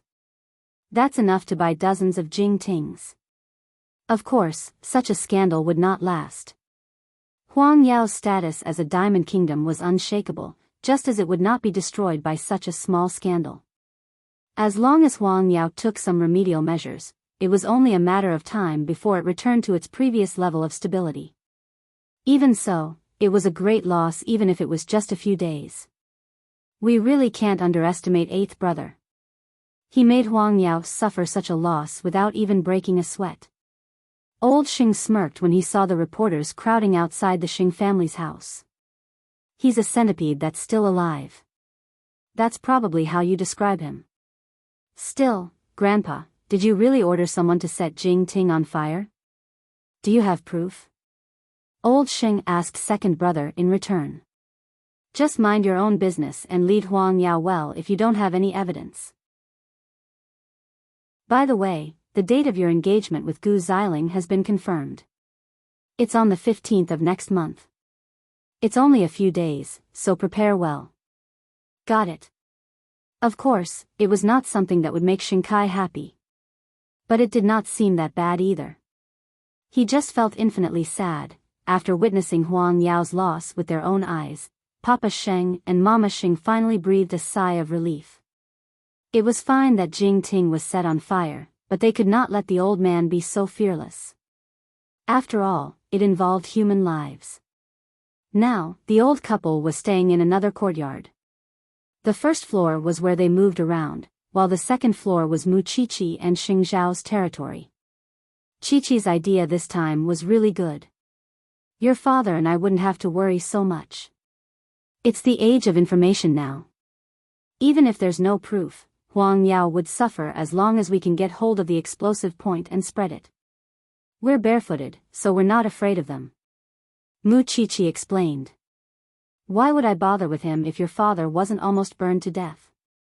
I can't take it lying down that he doesn't even care about his own son's life. Chapter 409. He probably thinks that this is the best way to deal with a traitor. That's why not just Dad and Mom should be safe, you too, he should at least be wary of the Shin family, Mu Qiqi answered. It's just that if he continues like this, he will only push himself into an endless hell. He's already so old. Why would he care about heaven and hell? The Xing family had been discussing the engagement ceremony for Xingkai and Gu Xiling.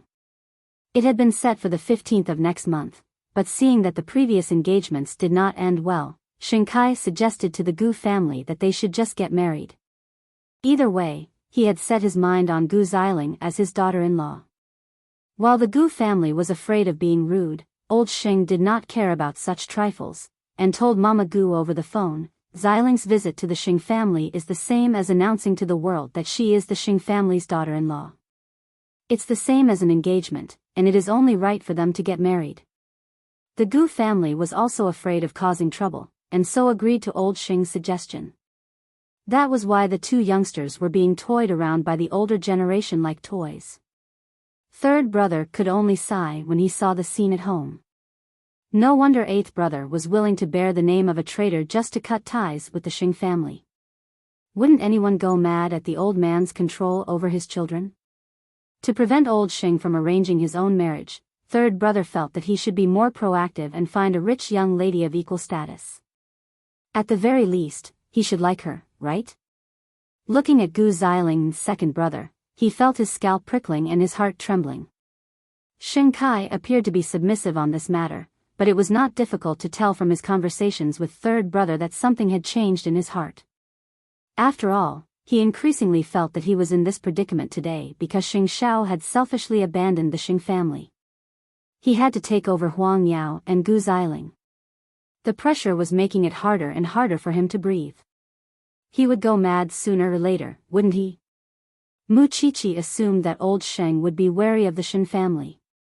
However, would a man who would burn Jing-Ting be stingy enough to lay a trap in Xingting?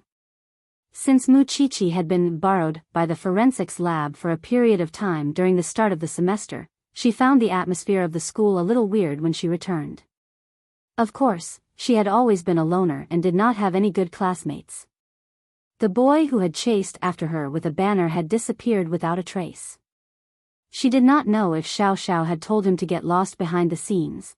It was also because she had accumulated a lot of experience in the forensics lab during the holidays that the lecturer would let her go up first to give a demonstration when the dissection class started. However, Mu Qiqi was not the one with the best grades in the Faculty of Forensic Science. Why was Mu Qiqi so valued?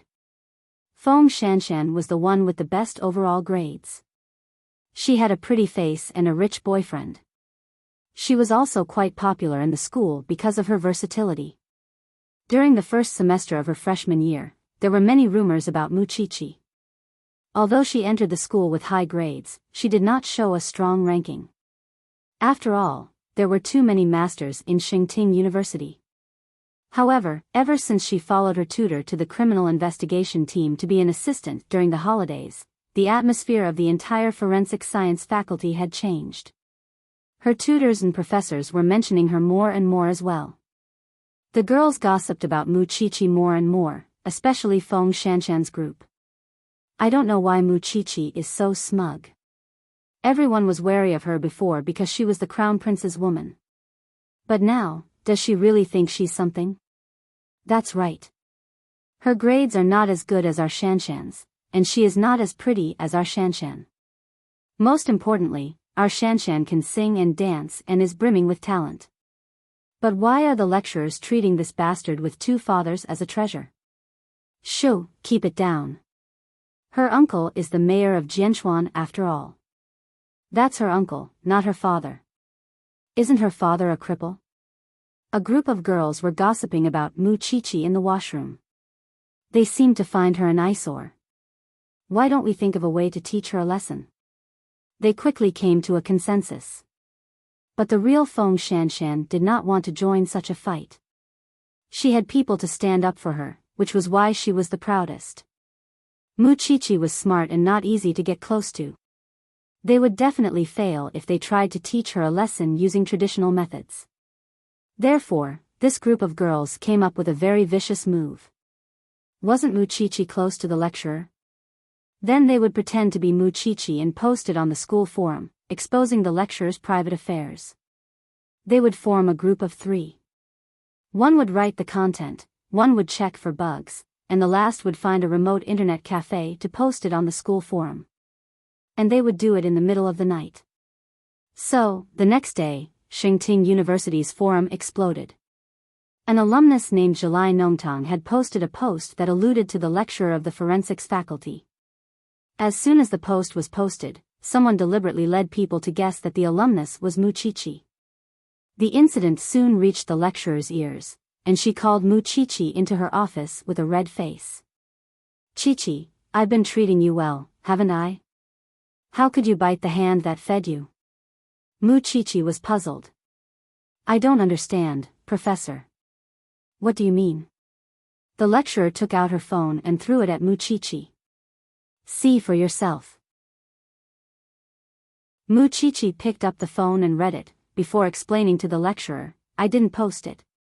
You're the only girl interning in the criminal investigation unit. Who else could it be? The lecturer's face turned ugly. Don't think that you can be so arrogant just because you're an assistant in the forensics lab. Go back and delete the post, and I'll forgive you this time. Mu Qiqi did not try to defend herself. She knew that it would not have any effect, and would instead make the lecturer hate her even more. So, she turned and walked out of the lecturer's office. Oh, isn't that Mu Qiqi who posted an attack on the lecturer on the school forum? She was called to her office. The lecturer used to like her a lot, but now she must feel disgusted as if she had eaten a fly. Mu Qiqi did not say much even as she listened to the discussions of her classmates. Still, there was an awkwardness between her and the lecturer when she returned to class. Chapter 410. She had suffered a lot of bullying in middle school because of Mu Tangxue, and could not escape even in high school. And now, she was being bullied in university? That was absolutely impossible. As such, Mu Qiqi promptly logged into the school's forums, using Mu Qiqi's real name to post a post. To the person who framed me, you have 3 days. If you don't take the initiative to come out and claim your post, after 3 days, this place will be plastered with evidence of you framing me. I'm not the type of person to swallow my anger. Everyone in the school was in an uproar after Muchichi's post. They had thought that Muchichi would definitely take the blame, but she was still fighting back. That made sense. Although Xing Xiao was no longer the crown prince, Muchichi was still the daughter of the Shin family. Moreover, with her cold personality in school, it was impossible for her to tolerate being framed by others. Still, would anyone really come forward to admit their mistake with her warning? Of course not. Trying to trick me? Does she think I'm that gullible? Evidence. If Muchichi could find any, I'll cut off my head and let her kick it like a ball. I don't know if you guys noticed, but the professor is looking at Muchichi with disgust, of course. Why doesn't she see how smart our plan is? The 3 girls were having a wild discussion in the washroom, as if such a trivial matter could really hurt Muchichi. When they got home, Muchichi did not tell Xing Xiao that she was bullied in school, and only asked Su Che if he had learned detective skills in the army. Su Che shook his head, but answered, I know a senior in this field. He specializes in computer crime research. I want to check the IP address. Why don't you tell me what happened, Miss Muchichi? That way, I would know how to help you. Xing Xiao raised a brow at the 2 girls, his eyes hiding his displeasure. That little one was not going to tell him first when she got home, but to Su Che? It had been a long time since she was spanked. Muchichi paused for a moment, but still told them about what happened in school. After Xing Xiao heard that, he said to Su Che, find the IP address of that post. If it's an internet cafe or something like that, immediately get the surveillance footage. Then, get the student list and photos of Chi-er's class and look for it. Of course, it would be better if it was his home address, but I don't think he's that stupid. Don't worry, Chief Sheng. Just give me 1 night. With that, Su Che left the courtyard. It was only then that Xing Xiao crooked his finger at Muchichi. Knowing that she couldn't escape, Muchichi strode over and sat on his lap. However, Xing Xiao simply pressed her upper body down and slapped her butt twice. The first thing you do when you get home is to look for Su Che, right? I also don't want you to be distracted by this kind of thing. I can handle it myself. Everything was fine last semester. Why did you suddenly attract trouble from your classmates? I've been a loner in school and rarely interact with others. Moreover, you're not the crown prince now. Those people must have found me an eyesore and are trying to frame me. Muchichi answered. I didn't keep it from you on purpose. I just thought that you would make a mountain out of a molehill. You're so powerful that even Xingting would tremble if you make a move. It would be even harder for me to keep a low profile then. Xing Xiao said nothing. Not only would he trouble Chi-er, he would also thoroughly investigate if the Xing family had anything to do with it. You want to keep a low profile when you're my woman? Xing Xiao teasingly straightened her body. Teach those people a lesson. I've always been the one humiliating others. No one could humiliate me. That's you and I are one. We are one. Holding back her laughter, Muchichi quickly raised her hand and swore. From now on, I'll tell you immediately no matter how big or small it is. It's good that you know. With those words, Xing Xiao patted Muchichi's butt. Go. I still have documents to read. Muchichi nodded and kissed Xing Xiao on the cheek, before leaving his legs in satisfaction. Su Che did not fail his mission.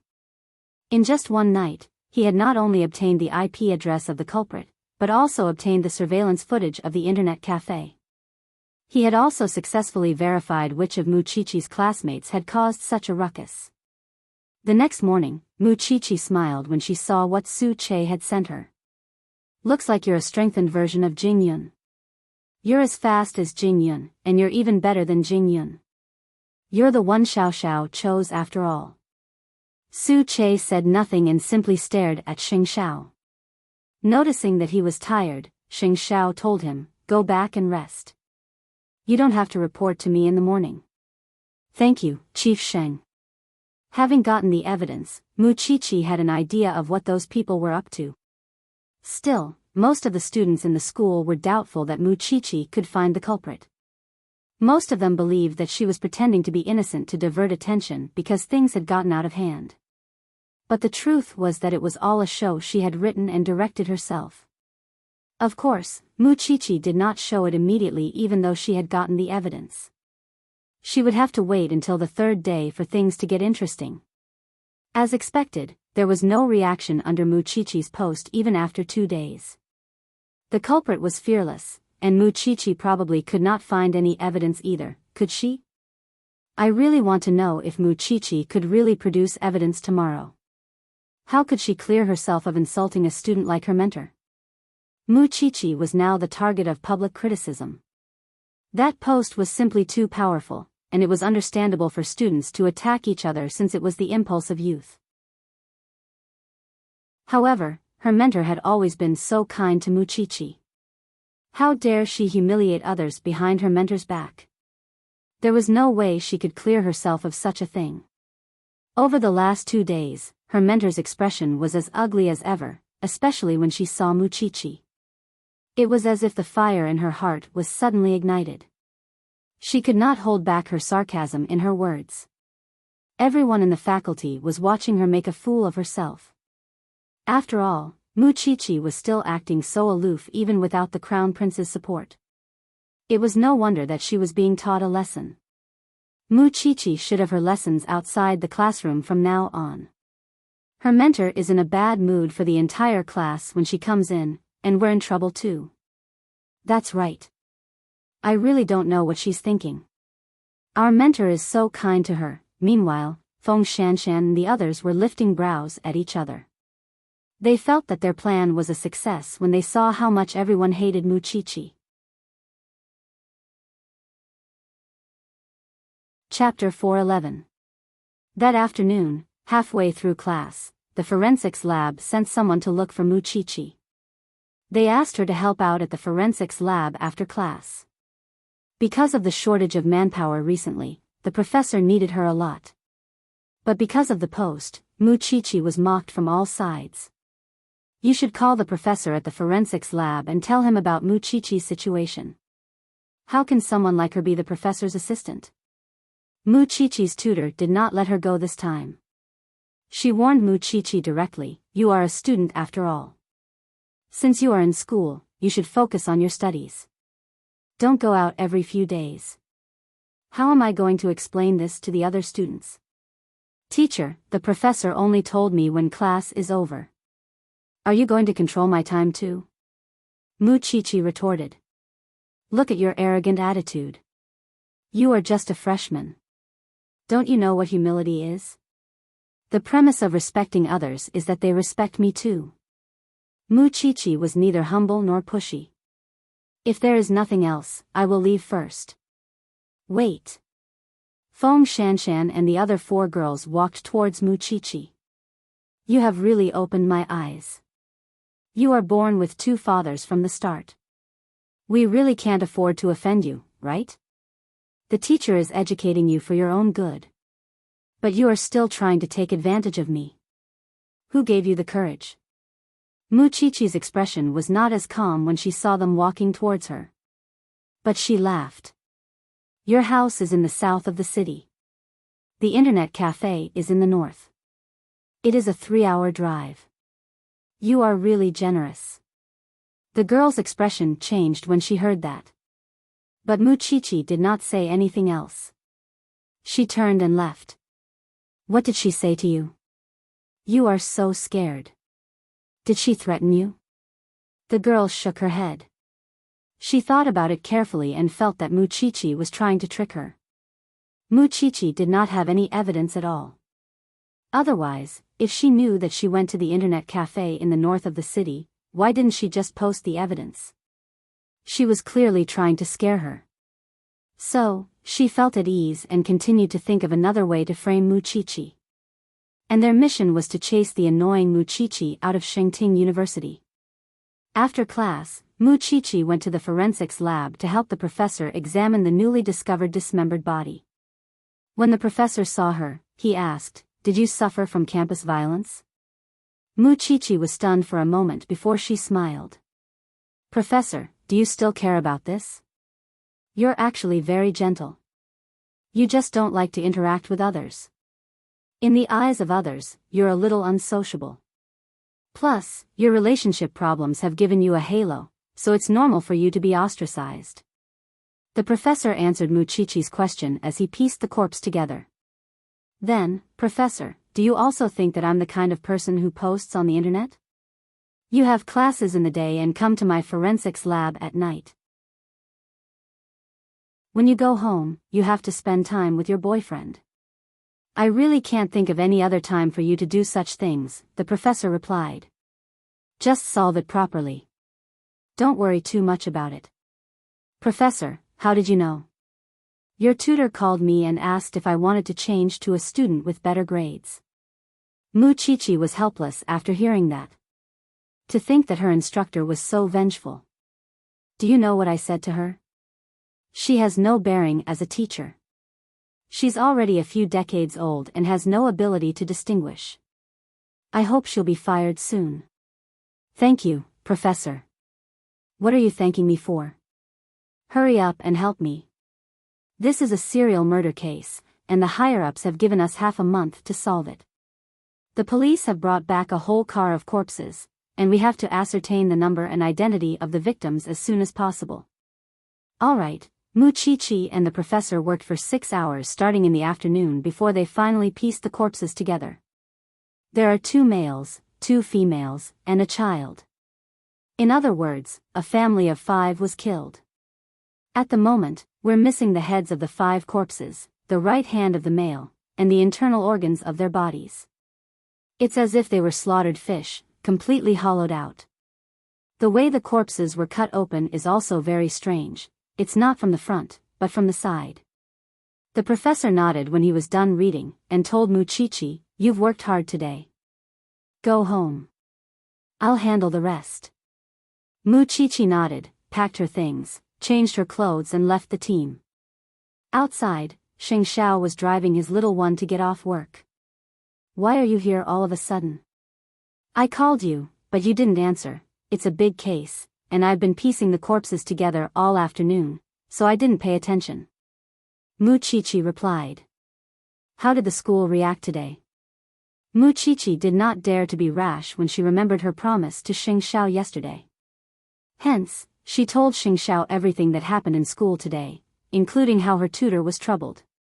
Xing Xiao did not say a word after hearing everything. Even so, his heart was in turmoil. He could not bear to see his little one being wronged.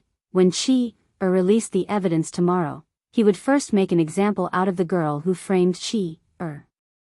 As for Chi-er's tutor, he had other ways to make her disappear. Did she really think that he could not protect his woman just because he was not the crown prince?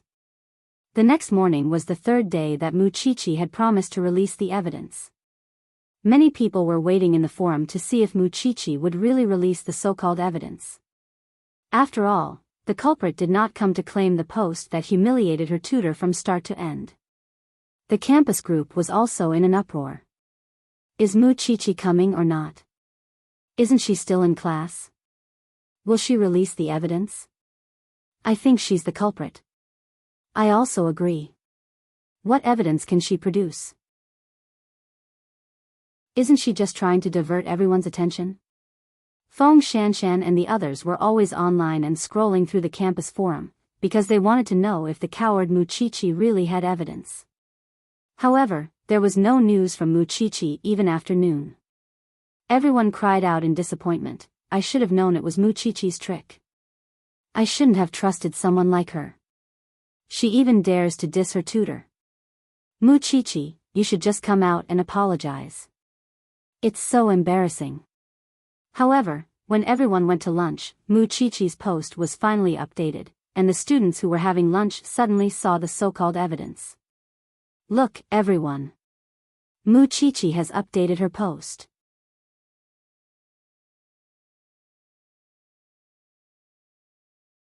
Chapter 412. Then, the IP address of the poster was shown, followed by the address of the internet cafe where the IP address was located. Then, the video of the culprit entering the internet cafe to post the post was shown. Muchichi was also considerate enough to show the high-definition photo of the girl and the name list of the forensics faculty.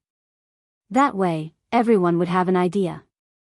What was even more ridiculous was that the video of the girl posting in the internet cafe was zoomed in. While her body blocked part of the video, the nickname was clearly the one who had insulted the lecturer. The truth had suddenly been revealed in broad daylight. Damn, this is irrefutable evidence. Muchichi actually managed to find it. So Muchichi really is innocent. That's amazing. Full marks for Muchichi's counterattack. Those who were watching the show were completely satisfied after seeing Muchichi's evidence with their own eyes. After all, it was in line with the audience's mentality to watch a good show. What was even more unexpected was that Muchichi did not care about the reputation of the culprit at all, and directly zoomed her photo and name on the computer screen. It was hard not to notice. Feng Shanshan and the others' expressions changed at once when they saw it. The culprit who was posted on the school's website quickly covered her face and left the cafeteria to return to her dormitory. It turned out that what Muchichi said yesterday about the incident in the north and south of the city was true. She had the evidence, but she did not release it immediately, and was waiting for them to let their guard down. The girl felt a chill down her spine at the thought. How was she going to stay in school now that the matter was exposed? What should she do? The lecturer looked embarrassed when she saw the result. She had really lost her head in a moment of anger, which was why she really thought that Muchichi was the culprit, and even called the forensics lab's professor. The shame in her heart was pouring out uncontrollably. How could this be? How am I going to face this student in the future? That afternoon, Muchichi went to class as usual. However, the girl who posted the post was not in the classroom, and the lecturer was even more embarrassed than before when she saw Muchichi. Only she knew the reason. The lecturer wanted to find a chance to apologize to Muchichi, but Muchichi did not seem to care about her. After class, Muchichi wanted to go to the forensics lab again, but was stopped by Feng Shanshan and the others. Muchichi, you really are a scheming B***tch. Why didn't you release the evidence when you had already collected it? Why did he have to wait for 3 days? You're just playing to the gallery, aren't you? Muchichi looked at the two of them and Feng Shanshan behind them and smiled. I can release them whenever I want. Why? You want to be my boss? Don't get too full of yourself. Just wait and see. With that, the three of them were about to leave, but Muchichi stopped them. I've seen the writing style of the post and the girl's writing style. I don't think it was written by one person. There should be room for further investigation. What do you think? Muchichi asked. Feeling guilty, the other two hastened their steps and left. It was then that the instructor approached Muchichi and said, I'm sorry, Chichi. I've wronged you. That's fine. The professor didn't believe it anyway, Muchichi replied sarcastically. Sure enough, the mentor's expression was extremely ugly. Now that it's out in the open, what do you want to do with that classmate? It's up to the school to decide. I don't have that much authority, and I still have to go to the forensics lab. Goodbye, teacher. What a tough bone. It's so hard to chew. After all, the instructor never thought that Muchichi could be so stubborn. Meanwhile, Feng Shanshan and the others quickly comforted the girl who was hung when they returned to the dormitory. It's fine, it's not a big deal. I'll get my dad to talk to the principal. He can get a lighter punishment for this. But it was the idea of the three of us in the first place, the girl said, sobbing on her bed. The girl sat on the bed and cried while saying, why do I have to bear the consequences alone after it happened? Well, everyone's scolding you anyway. If you expose us, you'll be scolded by 3 people. We can't stand that little bitch Muchichi, and if we're all exposed, how are we going to deal with her in the future? It was true that 3 people make a tiger. And the girl who posted the post was clearly the dumber one, and was used as a gun by the other two. Of course, Feng Shanshan was the smartest person in the matter. She did not have to do anything, and just watched as others risked their lives for her, and might even be punished. It was a pity that the matter would not be over so easily, going to the principal to settle things. This time, it was up to Xing Xiao to play a more advanced trick behind the scenes. The incident kept spreading on the school's website, and the girl did not show up for class for 2 days. They were all in a small group, and the other two went to and from class as usual as if nothing had happened. Of course, they kept their promise, and asked the parents to talk to the principal. Framing a classmate could be severe or light, and could be exempted from punishment as long as one could find a suitable excuse. That was why the principal was very straightforward in his reply. But no one expected that Xing Xiao would do the same as Feng Shanshan and the others. Of course, he did not show up in person, and instead sent Su Che to deliver his and Grandpa Shen's verbal message. The principal was about to turn off the lights and go home, but an important guest came to visit. Soon, Su Che entered the principal's guest room, and the principal breathed a sigh of relief when he saw that it was a young man. He asked, "What can I do for you, sir?" "I'm Xing Zhao's assistant." Su Che introduced himself. The principal knew at once that he was here for Mu Qiqi. But Xing Xiao was in an awkward position now, and he was no longer the crown prince of Huangyao. He could not intimidate others. "Well, what can I do for you? I'm sure you won't be lenient with Mu Qiqi's case because of a friend's request, will you?" Su Che asked. "Well, it's actually not that serious. Moreover, the girl has received the punishment she deserves now that the matter has been exposed. It seems that the headmaster is not afraid of Mayor Shen and our old chief. Mu Qiqi is the granddaughter the old chief dotes on the most, and the mayor and Mu Qiqi are like father and daughter. I came here today because the Shen family asked me to. Of course, the most important thing is my boss, Xing Xiao." "Well, what do you mean, Mr. Sheng? Are you going to punish her severely?" The principal's gaze was rather frivolous. Clearly, he could care less about the Shen family. But what about Xing Xiao? There was nothing to be afraid of, was there? Chapter 413. Of course I don't mean that. Well, have you heard of Zhongteng, headmaster? Su Che asked the principal again. The principal paused and said, "It seems to be a rising military enterprise. If you've heard of Zhongteng, why aren't you afraid of Xing Xiao? I think you should be more wary." With that, Su Che took out a photo of Xing Xiao and secretary he playing golf together. The principal jumped in surprise when he saw it. "Why isn't there any news from the outside?" "Because Chief Sheng is keeping a low profile. But even if he is, I hope that you'll treat him with respect. What do you think?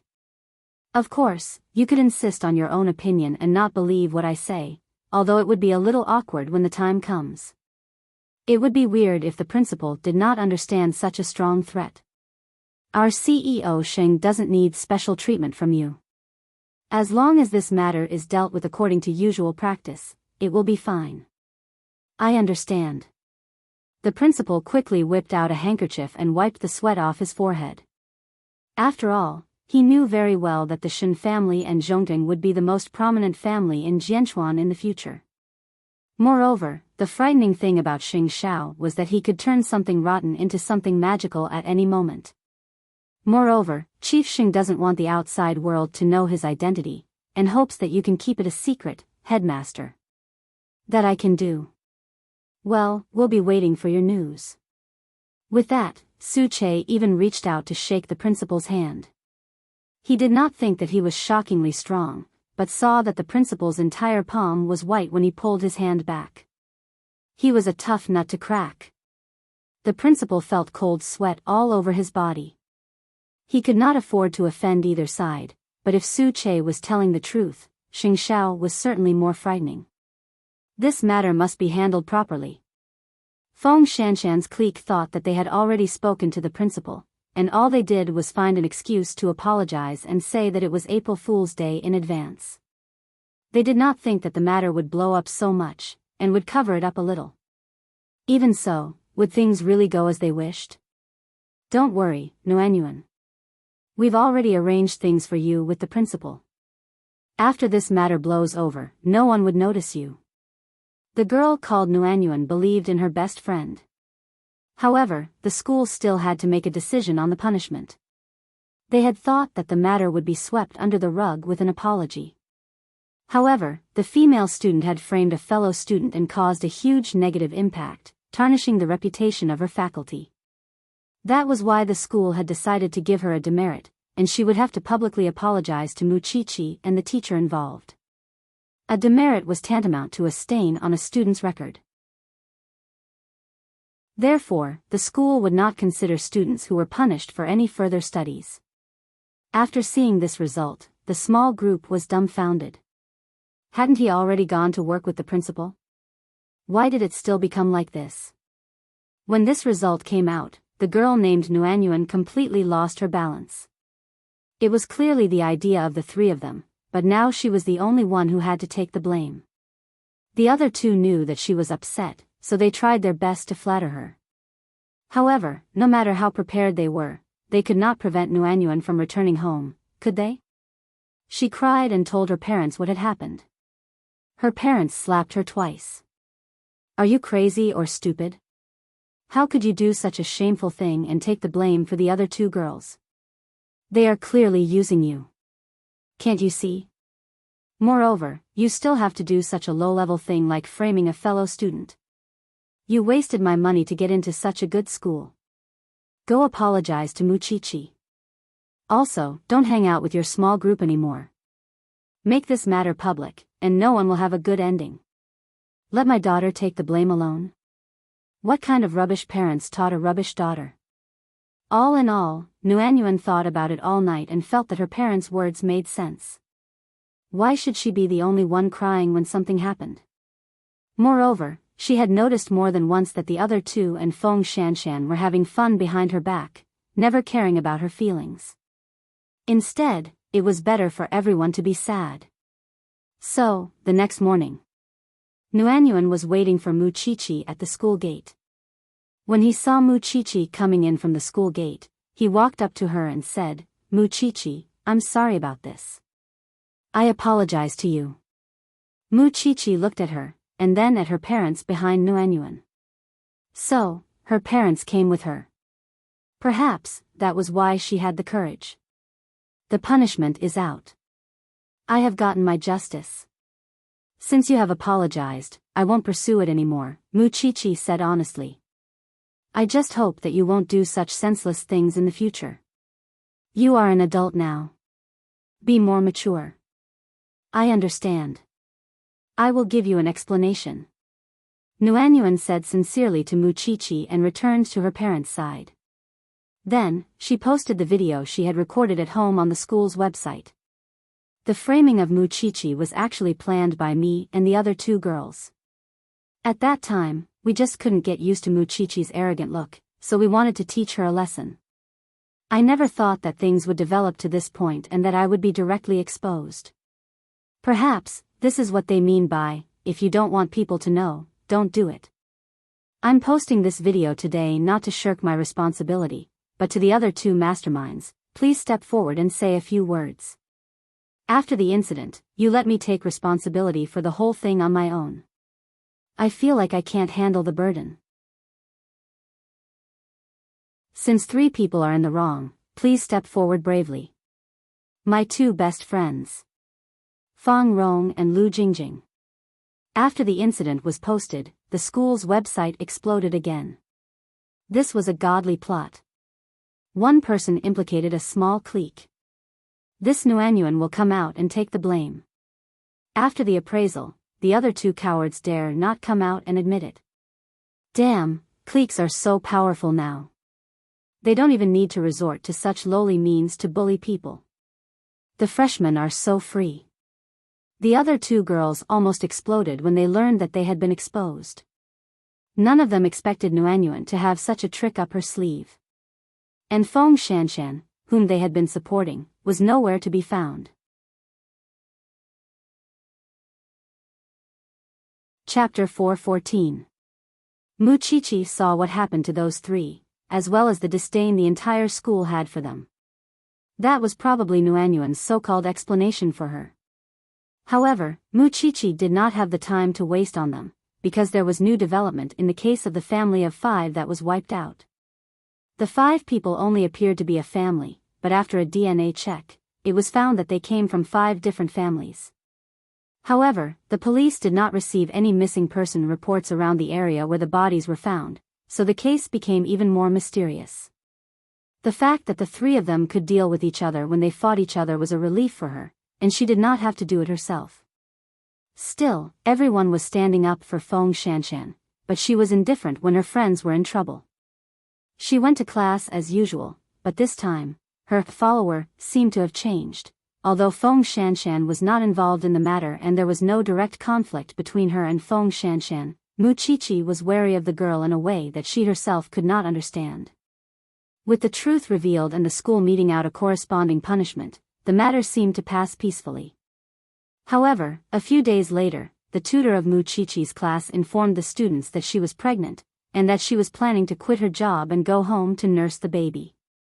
Mu Qiqi found it very sudden, and could not help but think about what happened this time. Finding it very strange, Mu Qiqi asked Xing Xiao when she got home, "Xiao Xiao, is my tutor, that's your tutor's own decision. She has a guilty conscience." Xing Xiao answered Mu Qiqi. "She must have heard something from the principal, so she's afraid. Have you been to our school?" "No." Xing Xiao answered without looking up. "Then Su Che must have been there. Otherwise, the matter with Nuanyuan's clique wouldn't have been resolved so smoothly." Mu Qiqi figured out the connection. Yeah.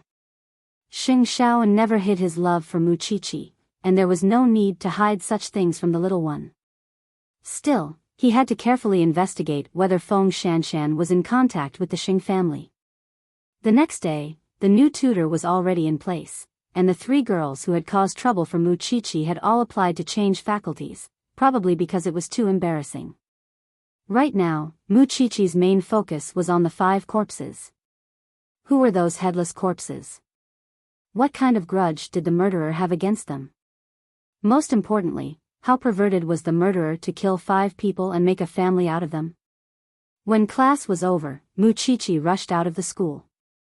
However, Feng Shanshan stopped her and whispered into her ear, "I'm not done with you about my friend. How is it going to end? You'll find out soon," the man said, brushing past Mu Qiqi. However, Mu Qiqi did not respond to her. Feng Shanshan was a person who strived to be first in everything. She was aloof and proud. She always watched others fight for her while she was too lazy to do anything herself. Compared to that, it was really terrible. There was no need to mention how bad her popularity in school was. If she really went against Feng Shanshan, wouldn't she be screwed to death? After all, she had nothing but Xiao Xiao. Soon, it would be Gu Xiling and Xing Kai's wedding. Although the Xing family was busy, the 2 involved never looked at each other in the eye. Whether it was looking for a new house or ordering a dress, they were doing it separately, with no intention of being with each other. Third brother could not help sighing when he saw that. What's the point of a couple like you getting together even before marriage? Since 8th brother doesn't want it, it all falls on me. Xing Kai answered his younger brother. You could refuse like 8th brother.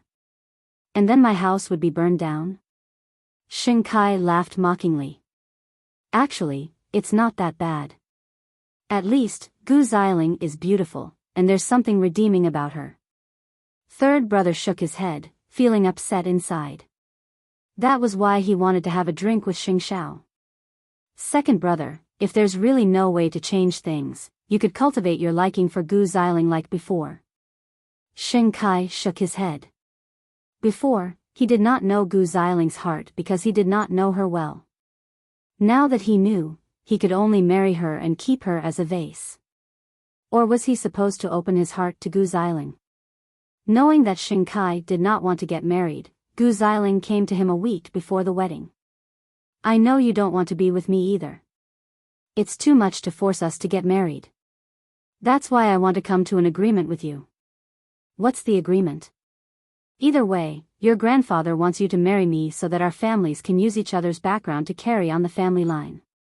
After we get married, we should have a child as soon as possible, and when the child is a year old, we would divorce amicably. The child would belong to the Xing family, and you could find a new mother for the child. That way, you wouldn't have to look at me for the rest of your life. Xing Kai did not say a word as he read the agreement, but it was clear that he was thinking seriously. I don't want an answer now. I'll give you time to think. I'm just afraid you wouldn't be able to get a divorce when the time comes, especially if you have a child. That was Xing Kai's concern. I would have a way to get away when the time comes. To be honest, Gu Xiling's suggestion was wonderful to Xing Kai. After all, he really did not want to face Gu Xiling for the rest of his life, and he believed that Gu Xiling thought the same. That was why he did not think for long before he agreed to Gu Xiling's proposal. 1 year after the child is born. Just 1 year. With that agreement, the couple did not feel that the wedding was that torturous, because both of them had security in their hearts. But Xing Xiao won't come to our wedding, will he? The Xing family is now completely under my control. From now on, he will never return to the Xing family, Xing Kai replied. Even if he wants to, I won't be soft-hearted. Since you've already agreed to my contract marriage, we should be more like husband and wife in the future and cooperate more tacitly. From tonight onwards, let's move into the same room. This way, we can get pregnant faster. Usually, a girl would be very secretive or embarrassed to ask a boy out. But Gu Xiling did not hide it at all. There was only one reason.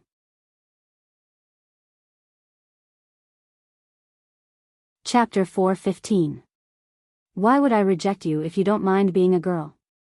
The saddest thing in life was to be forced to live together despite knowing that they would become an unhappy couple. Every cell in Gu Xiling's body would reject the thought of kissing and sleeping with someone she did not like. She was even a little disgusted. But, she had hoped that Xing Xiao could help her, but Xing Xiao was willing to abandon the Xing family and have nothing to do with her. That was why she was in her current predicament. Wasn't that man hateful? How hateful. That night, Xing Kai packed his things and moved into Gu Xiling's room. Old Sheng was delighted when he learned about it. He was naive enough to believe that he had brought them together. Even so, third brother could tell from his brother's expression that he and Gu Xiling must have discussed it or made a pact. Otherwise, why would Gu Xiling be willing to share a room with second brother when she could not be bothered to look at her brother 2 days ago? It did not make sense. Feeling depressed, third brother drove to Xing Xiao and Mu Qiqi. While Papa Sheng and Mama Sheng were resting, the three of them drank in the garden. I saw second brother moving into Gu Xiling's room tonight. It seems that they are sharing a room. Didn't you say that second brother likes Gu Xiling? Third brother shook his head even as he sipped on his red wine. I could tell that second brother liked Gu Xiling at first, but it was probably only because of her looks. Later, Gu Xiling gradually revealed her arrogance and aloofness, and showed disdain and contempt for second brother. That is why second brother's heart slowly turned cold. Those two are really weird. Mu Qiqi was silent for a long time after listening to third brother's description. Are you worried for yourself, third brother? She asked after a long time. Both old Sheng and second brother have changed a lot in the family. I don't know if it would be my turn in the end. From now on, we'll help you keep an eye out for good girls. This way, you can at least take the initiative. Little sister-in-law, don't say that. I've already thought about this. In the future, if there are any family banquets, I'll try my best to join them. Wouldn't it be perfect if I met the right woman? With that, third brother chuckled. Second brother's wedding is on the 15th. You won't be at Xing Mansion then. I wonder how the old man will slander your family that day. Whatever, Xing Xiao answered casually. That's true. You even allowed rumors of being bullied by 3 aristocratic scions to spread, let alone the genuine humiliation from the Xing family. Third brother drank a lot in the yard that night. He was so drunk that he lost consciousness. Xing Xiao asked Su Che to send him home, and it was Xing Kai who came out to pick him up. Xing Kai had never seen Su Che before. He only thought that third brother had gone somewhere to get drunk and that Su Che was the bartender there. Of course, Su Che wouldn't explain. After completing the mission, he immediately returned home. Second brother. Aren't you in the bridal room? Helpless, Xing Kai had the butler send him back to his room. Still, when it came to the bridal room, he and Gu Xiling hadn't taken that step yet. After all, there was still a barrier in their hearts. Spring in Jianchuan was still chilly. After Mu Qiqi finished her bath, she returned to the bed reeking of alcohol and threw herself into Xing Zhao's arms. Seeing that he was not asleep, she said, "Actually, third brother is blaming us a little. Every time he comes, he would complain about the Xing family, but I could tell that he still thinks that the change in the old man and second brother is because you left the Xing family. Why should I bear such a burden?" This time, Xing Xiao lay on the bed. He did not use his hands and feet on Mu Qiqi like before, nor did he tease her. Instead, he asked Mu Qiqi in return with a low voice, as if they were any other husband and wife, having a casual chat before bed. "Don't you regret leaving the Xing family at all?" "Why should I?" Xing Xiao asked. "Are you out of your mind? Would you be willing to let your husband shoulder the responsibility of the Xing family now?" Mu Qiqi shook her head. "Of course not. You're working so hard at Huangyao, and the old man is controlling you in every way possible. The rest of the Xing family thinks that it's only right for you to do so, and I certainly wouldn't let you go back." "Then why are you blabbering?" "I'm just," this time, Xing Xiao did not wait for Mu Qiqi to finish. He pinched her chin and said, "The only person you have to feel sorry for in this world is me. Don't even think about the other messy things. Strike me first if the heavens strike you. Strike me first if the heavens strike you. I'll be content as long as you stay by my side." At those words, Mu Qiqi abruptly bit Xing Zhao's chin. "What heavens strike you?" "Tui. Don't feel guilty for the choices of others. Fate can be resisted, but it depends on whether you're willing to pay the price. When you talk about teaching, you're really good at it." Xing Xiao abruptly opened his eyes at that. "You don't like me preaching? Then let's do something else." Over the last 2 years, the little one still had kindness in her bones no matter how much she had grown. She would feel insecure over the misfortune of others. That was something he could not teach, just as he did not want to change Mu Qiqi. It was fine if was kind, but he could be ruthless. Moreover, Er's kindness was not blind obedience or Virgin Mary. The next day, since it was the weekend, Mu Qiqi was summoned to the forensics lab early in the morning. It was only when she arrived that she learned that Feng Shanshan had applied to study and observe as well. "Hello, Qiqi." Mu Qiqi nodded slightly, and quickly changed her clothes at the professor's instruction. Although Feng Shanshan and Mu Qiqi were in the same class, she did not come for her internship during the holidays, which was why she had much less experience than Mu Qiqi.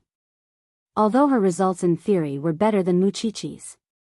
"Qiqi, now that the police have no direction to investigate, we can only think of a way to see if we can provide some ideas for those young masters who are in a terrible situation." Mu Qiqi stared at the pieces of corpses, troubled as well. "Are there no connections between these 5 people? The police have investigated all missing persons, but they couldn't find anything." "No one is missing, then. Did they investigate the funeral parlors?" The professor was stunned for a moment. "You're right.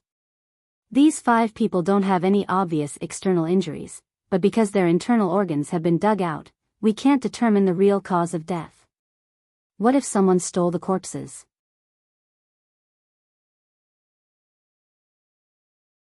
Chapter 4:16. When the professor left the lab, Feng Shanshan looked at Mu Qiqi. Qiqi, you've already gotten used to being a forensic doctor.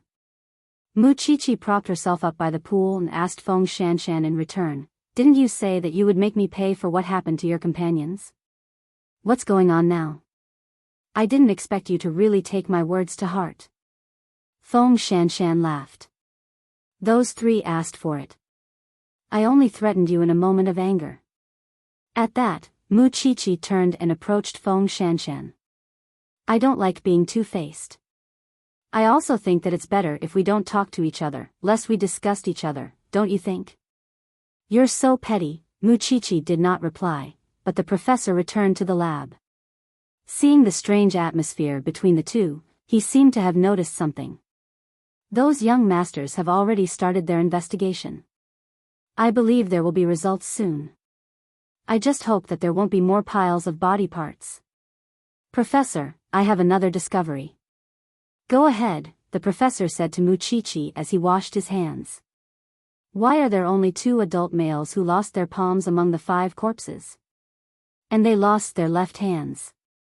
Is it possible that the murderer also lost his left hand, and because he was jealous of the intact bodies of these dead men, he chopped them off to vent his anger?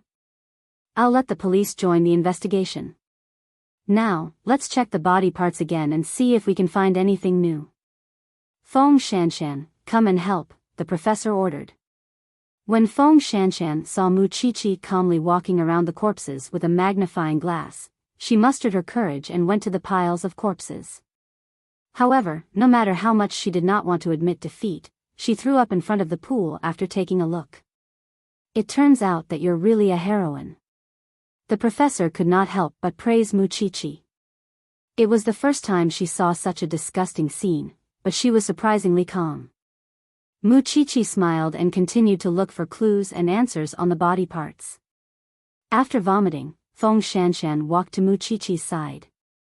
But when she opened her eyes and looked at the headless corpse, she turned to the pool again and vomited. If you can't stand it, you can leave first. Feng Shanshan took a moment to compose herself and said, I admit that I'm not as good as you in that regard. But I'll surpass you soon. Mu Qiqi did not have a good impression of Feng Shanshan. She even subconsciously felt that the girl carried some of old Xing's arrogance, and the two were very similar. It seemed that he would have to suffer in the forensics laboratory in the future. In the evening, Su Che drove to the entrance of the criminal police station, with Xing Xiao sitting in the back seat. Then, he gave Mu Qiqi a call. Mu Qiqi changed and left. Feng Shanshan followed behind her. When she saw her get into Xing Xiao's car, she sneered. The sarcasm in her eyes was very strong. The crown prince was supposed to be the pride of the heavens, but he was so smitten by Mu Qiqi that he did not even want Huang Yao anymore. It was no wonder that old Sheng would pay her so much to keep an eye on Mu Qiqi and report back to him. Be that as it may, Mu Qiqi's daily study life was going according to plan and there was nothing she could use against her. There was no telling why old Sheng would keep an eye on Mu Qiqi. When Mu Qiqi got into the car, she realized that they were not heading home, and turned to ask Xing Xiao, where are we going? I wanted to pick you up, but I got a call from Secretary He on the way to dinner. So, I simply brought you along. Xing Xiao explained. I know what kind of person Secretary He is, but is it okay if you bring me along? You're the eldest daughter of the Shen family. What's wrong with that? Xing Xiao was completely unconcerned. Moreover, who would have an opinion about his woman? Mu Qiqi nodded and did not think much of it. When the time came, she would just bury herself in her food, and try not to interrupt men's matters. Soon, the trio arrived at the hotel. Xing Xiao led Mu Qiqi into the extraordinarily lively private room. Secretary He raised a brow at Xing Xiao when he saw Mu Qiqi. That must be my little sister-in-law, hello. Mu Qiqi quickly greeted him. Mayor Shen's niece and the old chief's granddaughter. You're really extraordinary. With that, Secretary He raised his glass at Xing Xiao. Sister-in-law is still young, so we won't let her drink. You drink in her stead. Xing Xiao took off his jacket and draped it over the back of Mu Qiqi's chair. Then, he put his arm over Mu Qiqi's back, assuming a protective stance. This little one can drink. I'm not falling for that. I'll be drinking double when the time comes. Xing Xiao smiled. Mu Qiqi glanced at the people there. There were around 11 of them, including herself and Xing Xiao, and each of them had an imposing appearance. Even the middle-aged men among them did not appear greasy. Such was Xing Xiao's social circle. As for Secretary, although he liked to joke, he was a man of action and courage. Such a ruthless man. You should be replaced. Mu Qiqi lowered her head to eat, smiling along with them. She knew that those people were talking about cooperation, and she did not understand or need to be involved. Still, she felt that it was worth it to watch Xing Xiao argue with the crowd. It was no wonder he never lost a contract negotiation. What was rarer was that these people were not unscrupulous at all when they interacted with each other. They were very respectful of women, and never joked about them from the beginning of the meal to the end of the drinks. That was what Mu Qiqi was most satisfied with. After that, people started to leave the banquet one after another. There were only 3 or 4 people left, and they continued to drink. There aren't many true feelings in this world. Cherish them when you meet them, and don't separate no matter what happens. Take me and sister-in-law for example. We wanted to divorce more than 100 times in the first year of our marriage, but we would feel upset every time we reached the Civil Affairs Bureau. It hurts to think of the wife you love and dote on suddenly becoming someone else's. That's why I made a pact with sister-in-law that if anyone mentions divorce again, they would have to do housework for the rest of their lives. Mu Qiqi hugged Xing Xiao's arm, listening intently. We're all hot-blooded soldiers. It's our duty to protect our country. Are we still men if we can't even protect our wives? If there's a chance in the future, I'll let you meet my wife and son. My son is so beautiful.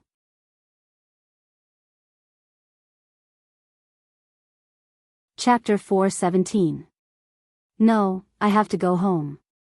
I'm going to get scolded again if my son smells alcohol on me. With those words, he propped himself up and told Xing Xiao, the people you came to meet tonight are all noble gentlemen, I know. He clapped his hand on Xing Xiao's shoulder, his expression meaningful. Let's go, Xing Xiao nodded, and saw he out of the private room with Mu Qiqi. When all the guests had left, Mu Qiqi could not help but sigh. I've only seen a few of them on TV. I've finally seen them for myself how admirable they are. Mu Qiqi sighed. Xing Xiao smiled, and was about to bring Mu Qiqi home. However, when they reached the front desk to pay the bill, they ran into Xing Kai, who was also hosting a banquet with Gu Xiling. Both of them were treating their business partners to a meal for their wedding. It was the first time they met outside of Xing Xiao's house since he left Huangyao. Compared to his flamboyant self before, Xing Xiao was much more composed now. Xing Kai assumed that he was forced to keep his fierceness because of financial constraints, but how could he know who Xing Xiao was meeting just now? Xing Xiao did not spare them a glance, and merely took out his gold card to the front desk. Bill please. Let me do it. Xing Kai pushed Xing Xiao's gold card back. You don't have an income now that you're leaving the Xing family, and it's best not to come to such high-class hotels again. I'll pay for this meal. Mu Qiqi felt that Xing Kai had misunderstood something at that. Xing Xiao, however, nodded. You're the CEO of Huangyao now. That's not a problem. Isn't that the path you chose? Xing Kai told Xing Xiao even as he paid the bill. Also, you better not let the old man see you. You know how much he hates you now. That was when the receptionist told them, I'm sorry, but this bill has already been paid for. It was he who had sent his assistant to handle it before he left. That was why Xing Kai did not get the chance to earn some face in front of Xing Xiao. Leave it for next time since you like paying for me so much. With that, he winked at Mu Qiqi. Let's go. Mu Qiqi held back her laughter. She could not say it out loud, so she nodded. Goodbye. Old 8, it's rare for us to meet outside. How about another drink? Forget it. I'm so poor. I won't embarrass you as the CEO of Huangyao. With that, the two of them left.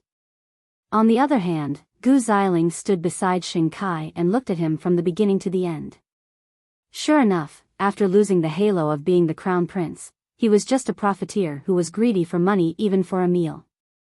With such a comparison, it seemed that Xing Kai was slightly better now. And did Xing Kai really want to help Xing Xiao? All he wanted was to humiliate and mock Xing Xiao with the cost of a meal. Look at how glorious he was in the past, but what about now? He actually wagged his tail and begged for mercy for the sake of a meal.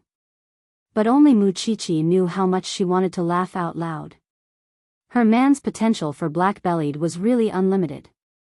Since someone was willing to pay for him, he was more than happy to do so. What a shame, secretary, he has already given it to me. Xing Xiao said regretfully. You don't know. I almost couldn't hold it in. Mu Chichi was still laughing even after getting into the car. But it's enough to prove what kind of change second brother has changed, third brother. Because he didn't want to pay for us at all. He just wanted to humiliate you with the cost of a meal. All the good feelings I had for him are gone now. What does it matter? The two of them pretended that it was a joke and returned home in a good mood. As for Xing Kai, when he returned home, he told third brother about his encounter with Xing Xiao at the hotel. I think eighth brother won't be able to splurge for much longer. I almost couldn't recognize him when I saw him at the hotel today. The once glorious crown prince is like that now. That's why I wanted to pay for him. Are you saying that you wanted to pay for eighth brother when you met him at the hotel today? Third brother looked as if he was watching a show. Yes, he didn't refuse. Nonsense. Xing Xiao was such a smart man. Wouldn't 100 billion be too much when he owned Zhongtong? It would be weird if he didn't want someone giving him money. Third brother, I'm really emotional. Perhaps the Xing family had put him on too high a pedestal before and treated him as a god. But tonight, he, wagging his tail and begging for mercy, right? No, third brother was about to suffer an internal injury. Only the Xing family would think that giving Xing Xiao out of charity was a form of revenge. How happy would he be if someone paid for him? Yeah, I won't treat eighth brother as an opponent from now on, because I don't think he deserves it anymore. Alright, second brother. I know. I'm tired after a long day of work. I'm going back to my room to rest. Most of all, third brother felt that he would lose control and laugh out loud if he kept listening. Go. Xing Kai simply assumed that third brother was protecting Xing Xiao. That was why he couldn't listen to his nagging. Moreover, he wasn't the only one who thought that Xing Xiao's legend was over. Even Gu Xiling was extremely disappointed in Xing Xiao. Where was the domineering Xing Xiao at old Xing's birthday banquet now? As expected, once a man lost power and influence, he would appear plain and ordinary. That way, she felt a little better about marrying Xing Kai. Of course, the old man had to know about that. Especially at the dining table the next morning, the old man's mood was indescribably bright. After all, he had heard that Xing Kai had humiliated Xing Xiao. Third brother couldn't help burying his head in his food. Could stupidity really be contagious? Your wedding is in a few days. Second brother, you should go to the Su family and invite fourth sister and Jing Yun to the wedding. You should also discuss their marriage in passing. Got it, grandfather. Xing Kai replied. Meanwhile, Jing Yun had been busy filling the hole that Su Yihong and his son had left in Su Holdings. That was why he didn't pay much attention to Xing Xiao, and could only listen to Xing Minglan talk about it when he returned home every day. That night, Xing Kai brought along Gu Xiling for a visit to the Su family with a gift and an invitation. Still, he appeared awkward because Jing Yun had once been close to the Xing family. I hope you won't hold a grudge no matter what I've done before. After all, you're my brother-in-law now.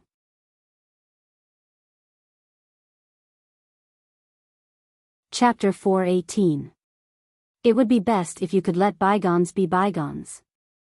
I'm just afraid that you would refuse to interact with us because of eighth brother. I don't think so. Jing Yun replied. Grandfather even said that he would discuss your marriage when the time comes. There was awkwardness in the Su family's living room for the entire night. Jing Yun had no intention of reminiscing with Xing Kai, and Xing Minglan did not like Gu Xiling either, which was why she did not say a word. In the end, it was the two elders of the Su family who dispelled the awkwardness, finding an excuse for Jing Yun and Xing Minglan to leave. Eighth brother is no longer with the Xing family, and second brother has become the CEO. But I have the feeling that the Xing family is different now. Grandfather even had people burn down Jingting. Jing Yun turned to look at Xing Minglan's dejected expression and hugged her. When the Su family is back on track, let's travel abroad and get married. Really? But Mom and Dad only want us to be happy, and don't want to have too much to do with the Xing family. The only regret I have is that we can't give you a grand wedding, but we could find a small church abroad and have a wedding just for the two of us. Jing Yun's expression was serious, which reassured Xing Minglan. Since Su Holdings is stable now, we should think of a way to help eighth brother. At that, Jing Yun put a hand on Xing Minglan's shoulder and explained seriously, listen to me, Minglan. I've been with him for over a decade, and Mu Chichi probably doesn't know him as well as I do. He doesn't need anyone's help, and don't believe the rumors out there. You can't imagine what the young master can do and what he can do. That's why we have to take care of ourselves. That would be the greatest help to him. Is that really so? Trust me. That must be it. Xing Minglan trusted him, which was why she nodded, feeling reassured. I'm just afraid that he would make a big fuss again. Now, all of Jianchuan is mocking him. Just think about how a proud person like him would endure such humiliation. Based on my understanding of him, he must be hiding at home watching the show. That was why even Mu Chichi had to admit defeat. After all, Jing Yun had been by Xing Zhao's side for so many years, and no one in this world could match his understanding of Xing Zhao. Then, do you want to attend my second brother's wedding? If you think you. Of course I'm going. As the representative of the Su family, it was unreasonable for him not to go. Of course, the most important reason was that he felt that he would be able to watch a wonderful show at the wedding banquet. The circle of nobles had always been this realistic.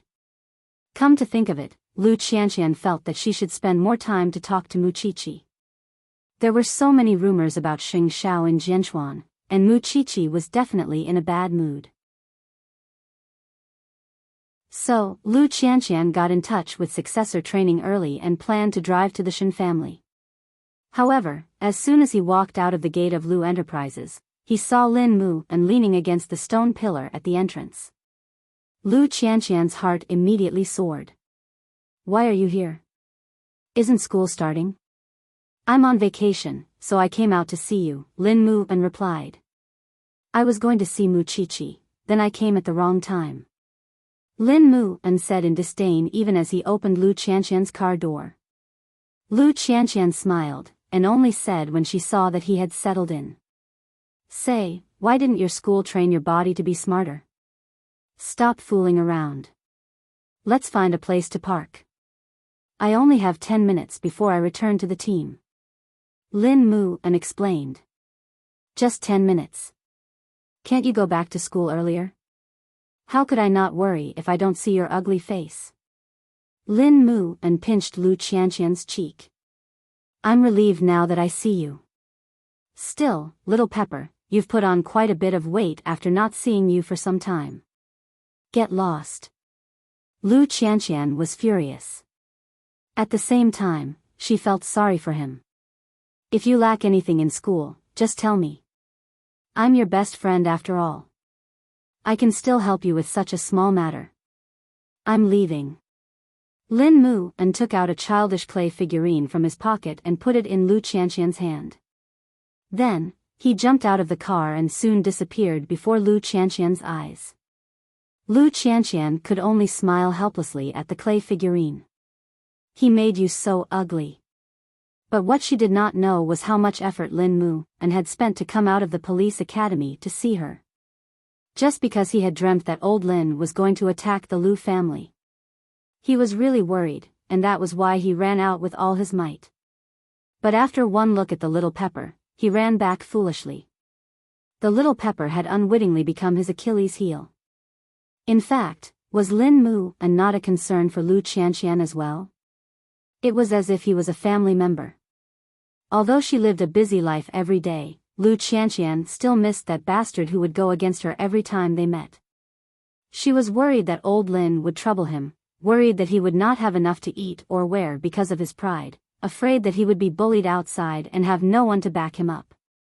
I wonder when that bastard would grow up. And because of Lin Mu An's delay, Lu Qianqian was no longer in the mood to see Mu Qiqi. Soon, the wedding between the Sheng and Gu families was held grandly in Jianchuan. The marriage between the two families was naturally a grand affair with a hall full of guests. After the storm of Sheng Zhao's departure from Huangyao, the Sheng family welcomed their guests with a grand ceremony once again. And this time, the old man's hopes would not be disappointed. After all, Sheng Kai was different from Sheng Shao. The venue for the wedding was very luxurious. Thousands of champagne roses decorated the wedding venue into a sacred manner. It was said that hundreds of millions of dollars were spent on the wedding. Gu Ziling's bridal gown alone was embedded with over 500 diamonds, and was worth over 10 million. Such a scene was rare in Jianchuan. It was clear how much importance old Sheng placed on the wedding. In just a little over a month, he had created such a grand wedding. The Gu family was very pleased. Their daughter's grand wedding gave them great pride. Moreover, her son-in-law was handsome and capable. Thinking about it this way, not choosing Sheng Shao in the first place was the right decision. Of course, the guests were gossipy, and some of them were even talking about Sheng Shao recently.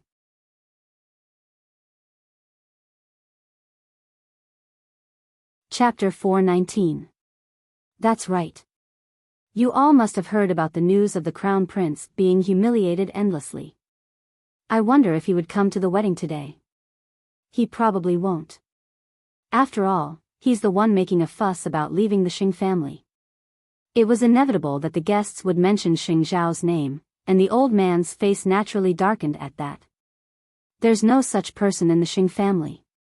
I hope that you would respect the host today and not talk about this irrelevant person at my grandson's wedding. Not at all. We're just saying that your second grandson is a talented young man. That's right. Huang Yao doesn't really need anyone. With Chairman Sheng's wise leadership, someone else could lead Huang Yao to glory all the same. Naturally, such polite words were better listened to. However, Sheng Kai still felt good when he heard that. The old man did not have to be so calculative. Instead of saying that he was refusing to talk about Sheng Shao, it would be more accurate to say that he could stomp Sheng Shao into the mud. Jing Yun and Sheng Minglan only arrived at the hotel when the wedding ceremony was about to begin. Though the old man was embarrassed, he had to greet them. Jing Yun, fourth sister, grandfather. Sheng Minglan greeted the old man a little awkwardly. You two should get ready after second brother's wedding. Do you like such a wedding? I'll prepare a grander one for you then. No need. Su Holdings is very busy these days, and Jing Yun and I could just travel and get married. Sheng Minglan refused. The old man did not say much when he saw that the two were not appreciative. He was just being polite anyway, because he knew very well that he would not get on Jing Yun's good side even if he wanted to announce his relationship with the Su family. That being the case, he was actually relieved that they did not have a wedding. Let's go in. The wedding ceremony is about to begin. Jing Yun led Sheng Minglan inside, when some of the guests were pointing at him. He used to be the crown prince's assistant, but he's now the third young master of the Su family. Sheng Shao is already in such a state, but he's not going to help him. How heartless. You don't know, but Jing Yun is already married to fourth sister of the Sheng family. Since he's the Sheng family's son-in-law, he should have some scruples. Jing Yun said nothing, but Xing Minglan turned to glare at the gossipy women. Soon, the wedding ceremony officially began. All the guests held their breaths as they watched Gu Xiling walk down the red carpet in her wedding gown, which was worth tens of millions. The two of them looked so affectionate. Because Gu Xiling suddenly realized that Xing Kai was the strongest man in the Xing family right now. As for Xing Xiao, he could go to hell. That was why she was willing to marry Xing Kai today. It was a complete change from her initial reluctance to be with a man who loved her. Perhaps, when the time of the contract was up, she would be the one unwilling to be the one to leave. After the ceremony, old Sheng was invited to the stage to say a few words of blessing for the newlyweds. And the first thing he said was that he had been blind. I was blind in the past. I didn't notice such a good grandson. I raised an ingrate for more than 20 years and almost picked the wrong couple. Here, I want to apologize to my grandson and granddaughter-in-law. From now on, I only hope that the two of you could work hand in hand and tide over the difficulties together, and have a few more children so that I could enjoy the joy of playing with grandchildren. Of course, if anyone dares to provoke my grandson or bully my granddaughter-in-law, these old bones of mine would be the first to fight them to the death. I have to say that second brother is the greatest contributor to the Xing family and the hope of Huang Yao's future. I have placed all my hopes on the newlyweds. The old man's words had basically wiped away all of Xing Zhao's contributions to Huang Yao. He really knew how to be a heartless grandfather. Jing Yun, let's go. Xing Minglan could not help roaring inwardly at that. Tired? Yes. Then I'll take you to greet the newlyweds. With that, Jing Yun led Xing Minglan to Xing Kai and Gu Xiling. The ceremony was over, and the newlyweds were ready to change into their attire for a toast. Second brother, second sister-in-law, Minglan and I are going back now. There are still many things waiting for us at Su Holdings. You should at least have a meal before you leave. No need. Jing Yun said stubbornly, and was about to leave with Xing Minglan. But before they left, Xing Minglan told Xing Kai, no matter how much you want to deny eighth brother's existence or tarnish his reputation, you have to admit that it was Xing Xiao who had developed Huang Yao to where it is now over the last 10 years. You could lie to your guests, but not to yourselves. I wish you all the best, second brother. Xing Kai's face promptly fell, but he could do nothing about Xing Minglan. Of course, Xing Minglan only said those words out of frustration. She didn't care where she was right now. The old man had humiliated, tarnished, burned down houses, and slaughtered without a shred of conscience. And the rest of the Xing family, on the other hand, were riding on the tree planted by their predecessors to humiliate them. Wasn't that ironic? Are you that angry? Jing Yun couldn't help smirking at Xing Minglan's fuming look. No one would get justice for eighth brother if I don't say a word. Xing Minglan snorted. Well, it's still early. Let's go find young master for lunch.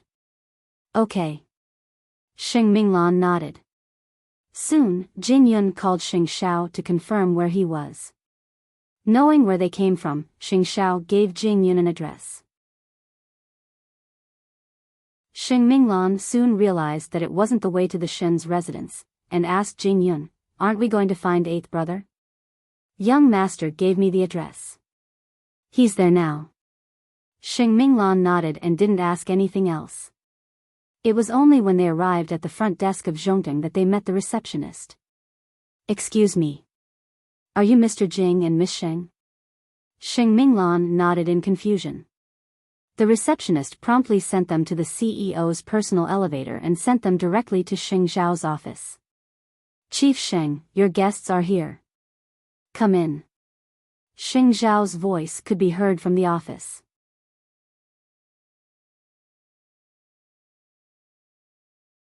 Chapter 420. Xing Minglan, you. Xing Minglan was utterly confused. What's going on? New company. Can't you tell? Wait, when did you start your own company? Is that the point? Xing Xiao rose from his chair and walked up to them, lifting a brow. Meanwhile, Xing Minglan was beside herself with excitement after walking a lap around Xing Zhao's office. So, who are you trying to fool when you were humiliated and trampled on by those 3 young masters? That's not entirely true. That night, those 3 people were indeed trying to humiliate me. Xing Minglan's gloominess was suddenly swept away, and she stared at Xing Xiao in disbelief. You're really unexpected. As expected, Jing Yun is the one who understands you the most in this world. After all, he didn't follow me all these years for nothing. Xing Xiao replied. Now, everyone in Jianchuan is laughing at you for being a failure and how useless you are now. And yet, you quietly became the ruler of this place? That's not like you who would seek vengeance. One must learn to keep a low profile. Whatever the case may be, Xing Minglan was really pleased. Her younger brother was really invincible. It seems that I really don't have to worry or be afraid of you from now on. Did you know that I even reprimanded second brother at the wedding for you? And I was worried for nothing, wasn't I? That's why I've asked you to come. Xing Minglan really forgot about her anger at that moment, and simply found the whole thing interesting. When do you plan to reveal your identity? There's no rush. Someone would come to fawn over me soon. Xing Minglan laughed at that. Xing Xiao, you weren't that cunning before. Did you learn that from Muqiqi? The trio had lunch at Zhongting's cafeteria, with Xing Minglan exclaiming, "You're really a sly old fox. It's such a good deal to have eldest uncle be your industrial designer for free." That said, I rarely see eldest uncle so focused on one thing. It was also because they had seen Papa Xing working in his workshop that they could not help but sigh in awe. It's fine as long as you know this. No matter what kind of rumors are spreading about me in the outside world, you can pretend not to hear them. I didn't know you were so capable before. Xing Minglan glared at him. Now that we know that you're a big shot, Jing Yun and I will only think that those rumors are funny.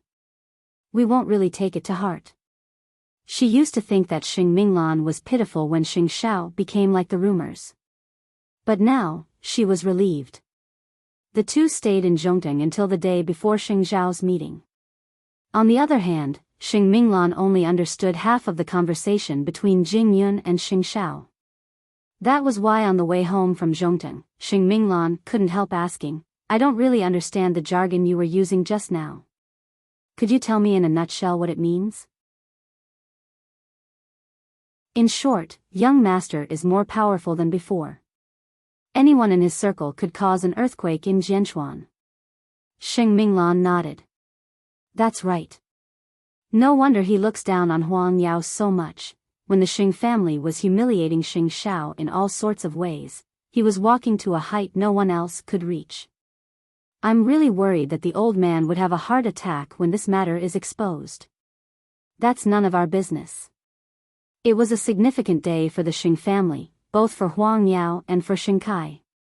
At night, after the wedding, he carried Gu Xiling back to the bridal chamber and asked her, "Are you ready?" Thinking about it now, Gu Xiling did not seem to dislike Xing Kai as much, and so nodded.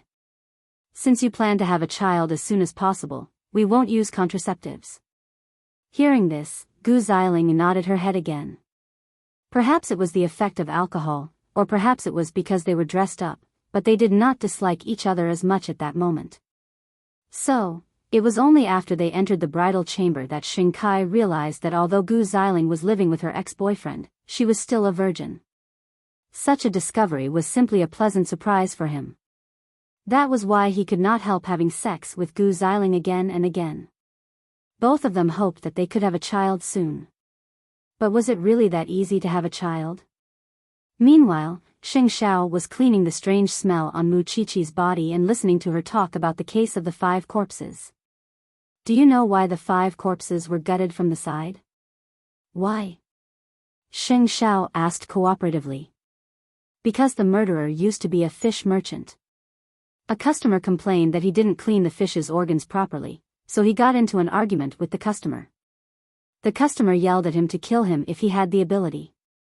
Then, the murderer stole these corpses to practice his skills before he took revenge on the customer.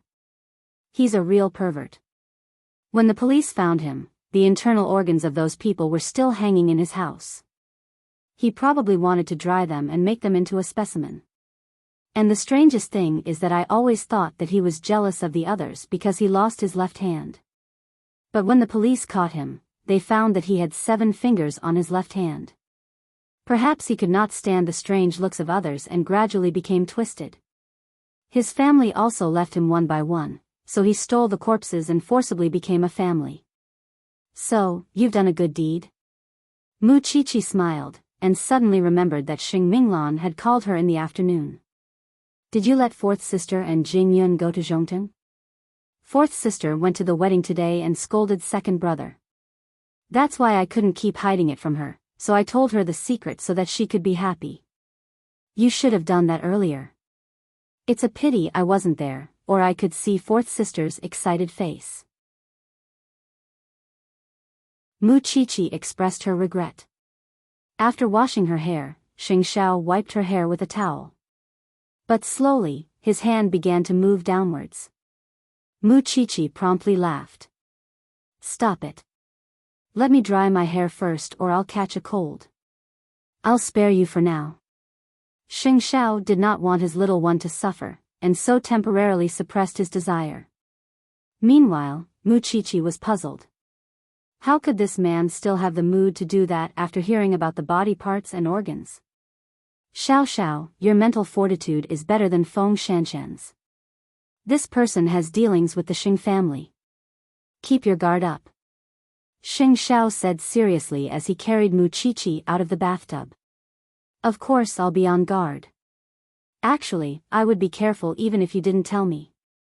You should know that your little wife is very vengeful. Her eyes were always on Feng Shanshan. You're tuning into the Romantic Tales YouTube channel. Don't forget to subscribe and join us on this journey to catch the most captivating stories.